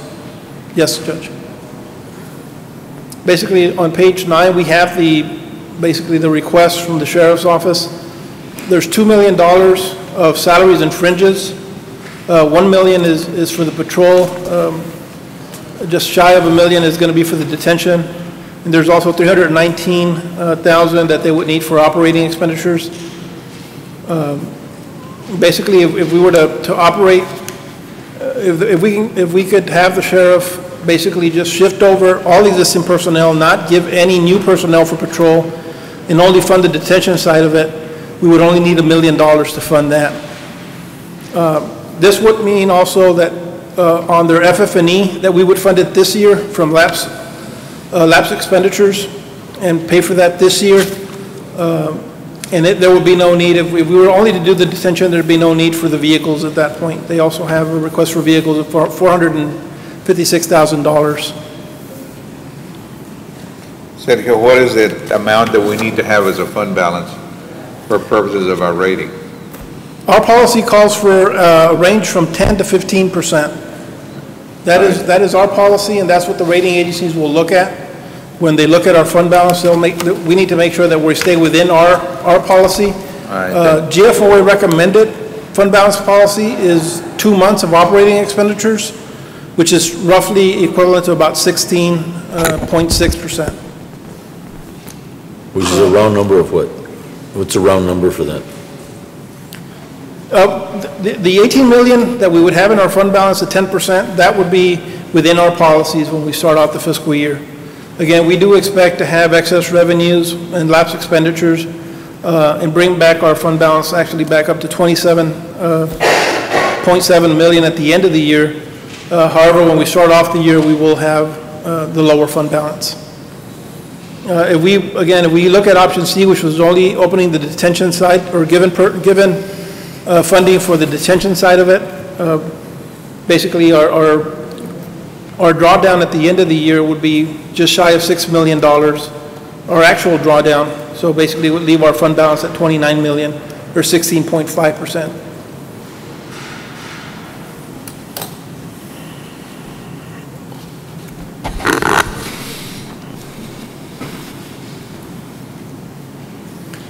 Other options for the court, if this is too aggressive, would be to reduce the employee cost of living Shouldn't our adjustment. fund balance, when you say 10 to 15%, why do we have that variance between 10 and 15? Why can't we just say we need 10 or we need 15? Our fund balance policy used to be 10%. And we upped it to 15? And we upped it, giving it a range from 10 to 15%. And if we did 15, that our budget is what? 166, or how much was our? If we did What, 10% of what? 10% of our expenditures would be of our budget. So if we were to adopt a budget. Which is how much? Of 176. So we need about 17.6 million in our fund balance. Well, that's only for 10%. If you For 10%. If you get half of that, you got to add another 8 point something. Yes. We would need roughly about 28 million, I believe.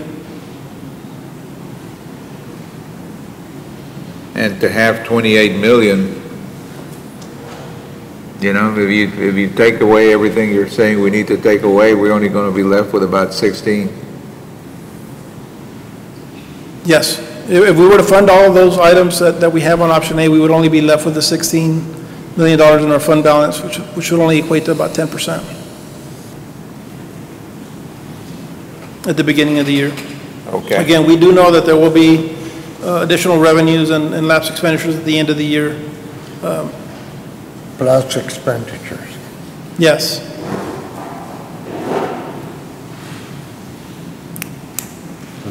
We don't have less than 10%. We don't want to have less than 15. If we got 10%, be out of 171 million. you look at 17 million. 17 million, correct. Yeah. But we're also looking at too many other issues that are going to require us to have some kind of fund balance. Other projects. Okay, what else, Mr. Judge, Commissioners, basically basically the gist of the presentation. Everything else is previous material that we had. Basically, what we wanted to get accomplished today was trying to get some type of consensus on the elected official salary, so that we can start passing out notices. If we can wait till Thursday and hopefully get consensus at that point. Well, I think we need to put all the cards on the table, but all of us need to understand the impact it's going to have on our finances. And I don't know what direction the judge and the rest of the court have given. It's really up to the court, see how comfortable they feel drawing into the fund balance. Again, as far as from our office's recommendation, I think if the court does adopt a budget that's anywhere from $10 to $15 million deficit, I believe we can make that up. Anything more than that, it's going to be hard to get it balanced, starting 2014 when we go into that budget process. And you're considering the monies that were found, the $4 million, correct? Those $4 million are new source revenue. Those are some of the revenues that we mentioned in here as far as excess revenues that the auditor's office, when we start the budget process, they have a certain estimated revenues, and then during the year, towards the middle of the year, they come back and present their revised estimates and any new source revenue. And that's where we get these additional revenues that we know come in every year, but we can't use them when we develop the budget process. Gotcha. We have to go with their estimated revenues. And of course, there was a big improvement in the collection rate that they're using now. They're using a 94% collection rate, which is a lot closer to where it's actually at. Still, I believe the tax office collects a little bit over 94%. So there's still additional tax revenue there that we'll be receiving. And that's only on current. There's also delinquent and penalties and interest that we collect in excess of what they project every year as well. Sergio, have you presented any other options to the court? For example, if the court would go ahead with the numbers that you've given us, it's going to bring the fund balance down to 10%. Yes, sir. And we have solved your problem. We have solved your problem, but not necessarily the county's.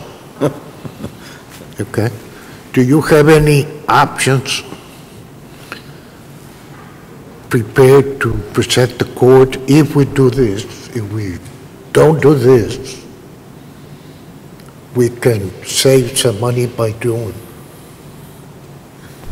this. There's certain things that we can do as far as on maybe looking at see what functions the county is currently doing that can be centralized or consolidated. I mean, we can look at code enforcement. We have code enforcement within several departments. They all look at different things. We can look at consolidating all of that and maybe just having one code enforcement division. That's one option. We can do departmental reviews to make sure that drainage. All of the employees are working efficiently and make sure, see there's any processes that we can do to eliminate maybe some steps in those processes or maybe some duplication that's occurring within various departments. Then maybe we can cut down on those and we'll be able to start doing some type of staff reduction at that point. But really, the main thing that we need to start looking at will be staffing and perhaps looking at some staff reduction plan via attrition, over the course of 2 to 3 years that we can do to be able to balance this budget. Those will be some of my suggestions to the court that we start looking into. No. Not start looking at, because we have start implementing, yes. We have to adopt the budget by the end of the month. And again, some of those. Let me give you an example. Let's say all the races that we're looking at, if we would make them effective July the 1st.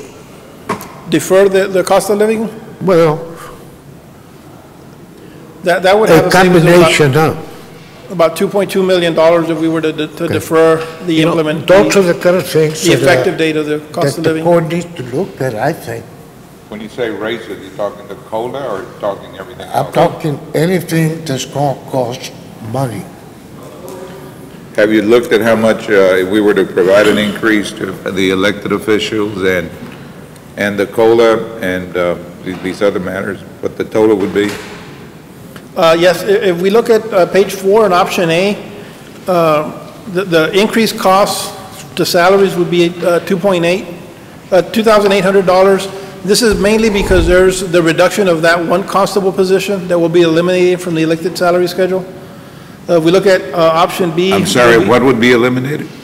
The constable precinct 5 position would be eliminated from the elected officials' salary schedule. So that's why it shows, you know, a small increase if we had the 4.7 for those departments. Option B would have an increase of 18,000, and option C would have an increase of 68,000 increased cost. Well, let me rephrase the point of trying to make. Yes, sir.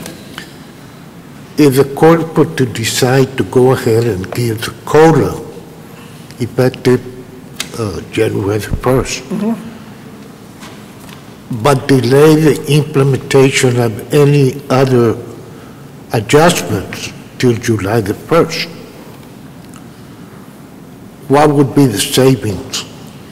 Other adjustments as far as what? Salary as far as new increases. positions or? Delay new positions, salary increases. Again, since we don't have any new positions built into our budget. Well, again, so you don't include them. There'd be no. Then you're gonna start working on the budget again.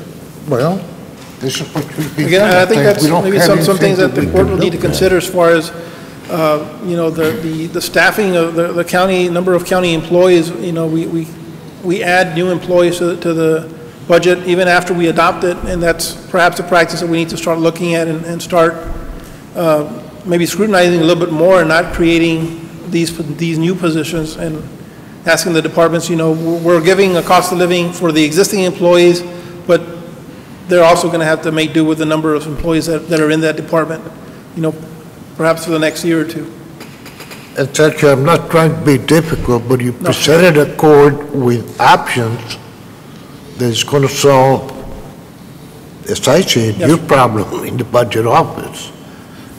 But you have not presented us with worst-case scenario, what can we do to reduce the cost of doing business? We'll get a presentation ready, Commissioner, with some of those options that we can start implementing. Judge, we have a concern about the justice of the peace that we have in what used to be Precinct 5. Can we take an appropriate action to delete that job, or do we move it over? No. The agreement was that he was going to stay there to finish out his term. This is my question. Have we done what we need to do in order to transfer that? Because his job, in essence, does not exist in Precinct 5. We don't have a Precinct 5. The JP in that precinct is there till 2014, correct? The JP, yes. That's correct. They'll be in existence until 2014. Just the constable is The abolished. constable will be abolished. So Constable Precinct 1 is going to be doing the work for the JP till 2014. What about The civil. the JP? His title is JP Precinct 5. Yeah. That will continue until. That's not going to exist come January. The No, precinct the lines, JP is gonna- the precinct lines, I believe, will not exist. The but justice of I the believe peace is going to The exist. position in the What's- department will still exist. what's Have not we gonna taken exist. the appropriate action by court? I don't think there's any action that we need to take rather than adopting the budget for that department. No, the only question we had was whether it's a Justice of the Peace Precinct 1, Place 3, as opposed to 5-1, so there's no Precinct 5 anymore. The precincts are built around the constables, not around JPs. So the only question is he every precinct has 2 JPs, so this would be 3. It depends who's making that statement, Mr. Silguero, because I've heard opposite as well, that it surrounds the JP instead of constables and constables otherwise. I know what you're saying, though. Yeah, I'm just saying, is it correct? Which is more correct? JP 1 place 3 or JP 5 1 when there's no precinct 5? You know, that was, I don't know what the answer is. Well, what's being abolished is the constable precinct 5. Correct. The JP precinct 5 is not being abolished. I mean, I think semantic, but I'm sure we can visit with Mr. Crane or, would you happen to know, Mr. Ramon, as far as that technicality? We can look into that, but again, I think, to me, that's more of a title, you know, department name thing, not so much the function of that office. I mean, I think that's going to continue to exist, and those expenditures, that personnel will continue to be incurred until its abolishment at the end of 2014. Simply put. But we'll look into that. But I'm suggesting, Judge, let's clean it up.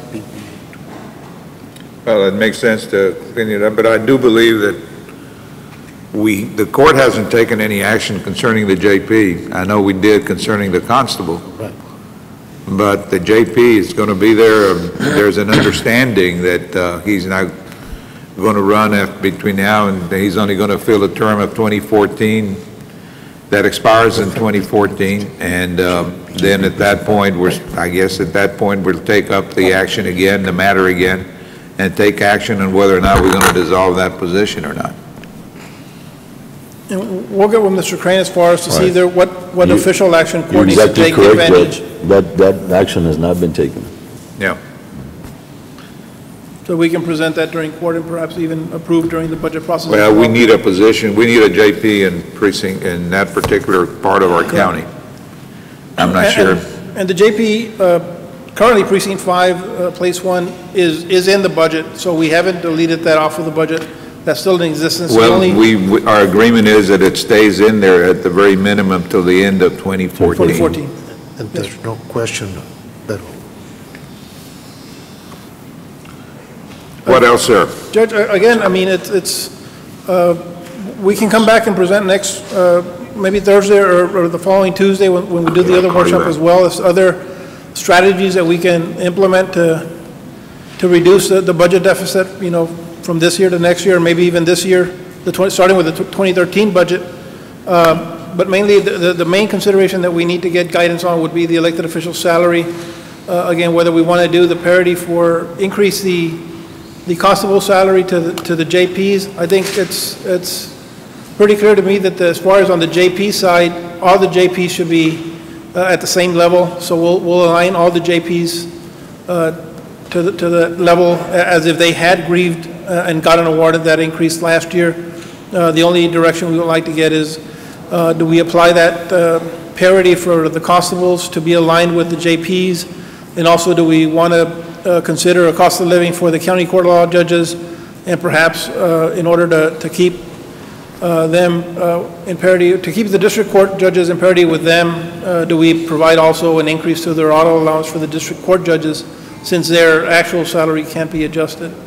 That's the main direction that we'd like to get on this Thursday, so we can start sending out the notices to the elected officials and getting that process. And as far as the employees are concerned, it's a definite, we're looking at the step and grade, and we're looking at the 4.7 cost of living increase. If that's a court's decision, I guess the 4.7 would be our recommendation. Because I think that should be a priority. The employees should be a priority. They've Cost of very long living enough. increase across the board. Across the board. To anybody that's eligible. To our employees. To all eligible, does that include the commissioner's court? They are ineligible. No, I thought we were deleting commissioners. Or do we exclude the commissioner's court? Okay, it's up to you all. You're right.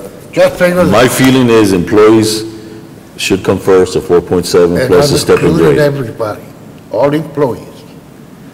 It should be across the board. Yeah, employees that are eligible to receive that increase. Okay, as far as the district judges, they are not eligible to receive a cost of living adjustment. If they're eligible, However, they should get it. So no adjustment to their auto allowance either? I'm saying, from my point of view, across the board, for the eligible employees to get the 1%. Okay, Judge, well, I guess we'll discuss that again on Thursday. And Provide a get list some of direction people on that are not eligible, please. Excuse Provide a me? list of people that are not eligible. The judges, Is that what it is? the Okay. judges, Okay. they're maxed Somebody out. click That's it, Commissioners. That's all we have for this Right. budget workshop. No, had from Mario Garcia. Unless there's anything else y'all would like to discuss? Arturo, when is your meeting to meet with a representative? Do you have a date for the meeting with a representative? Yeah, yeah. They want to meet with they want us to meet with the chiefs of staff beforehand to brief them on there. We can either brief them on Friday or... We can set the workshop for Tuesday. I don't have a Where problem. did you get it? Fine. Okay. But the What about Friday meeting afternoon? prior to, We can have it, so you can have it this Saturday if you like. Doesn't matter to me. with, yeah, yeah. Yeah. Right. That one. Doesn't matter to me. What's the date? The next Saturday Tuesday. morning is fine as well. You want to get everybody together? We'll try to get something scheduled for Friday. Whenever, after church. Cállate. The other list. Judge, Commissioners, are any other questions as far as that y'all would have, or any other information y'all would like me to present for the next workshop? Talk to Yvonne about it. We'll convey it to Chief of Staff. Show her who it is. Thanks, Sergio. Thank you, Sergio. Yes, sir. Need a motion to adjourn? So moved. Those in favor indicate by saying aye. Aye. Motion carries. This meeting is now adjourned. Thank you.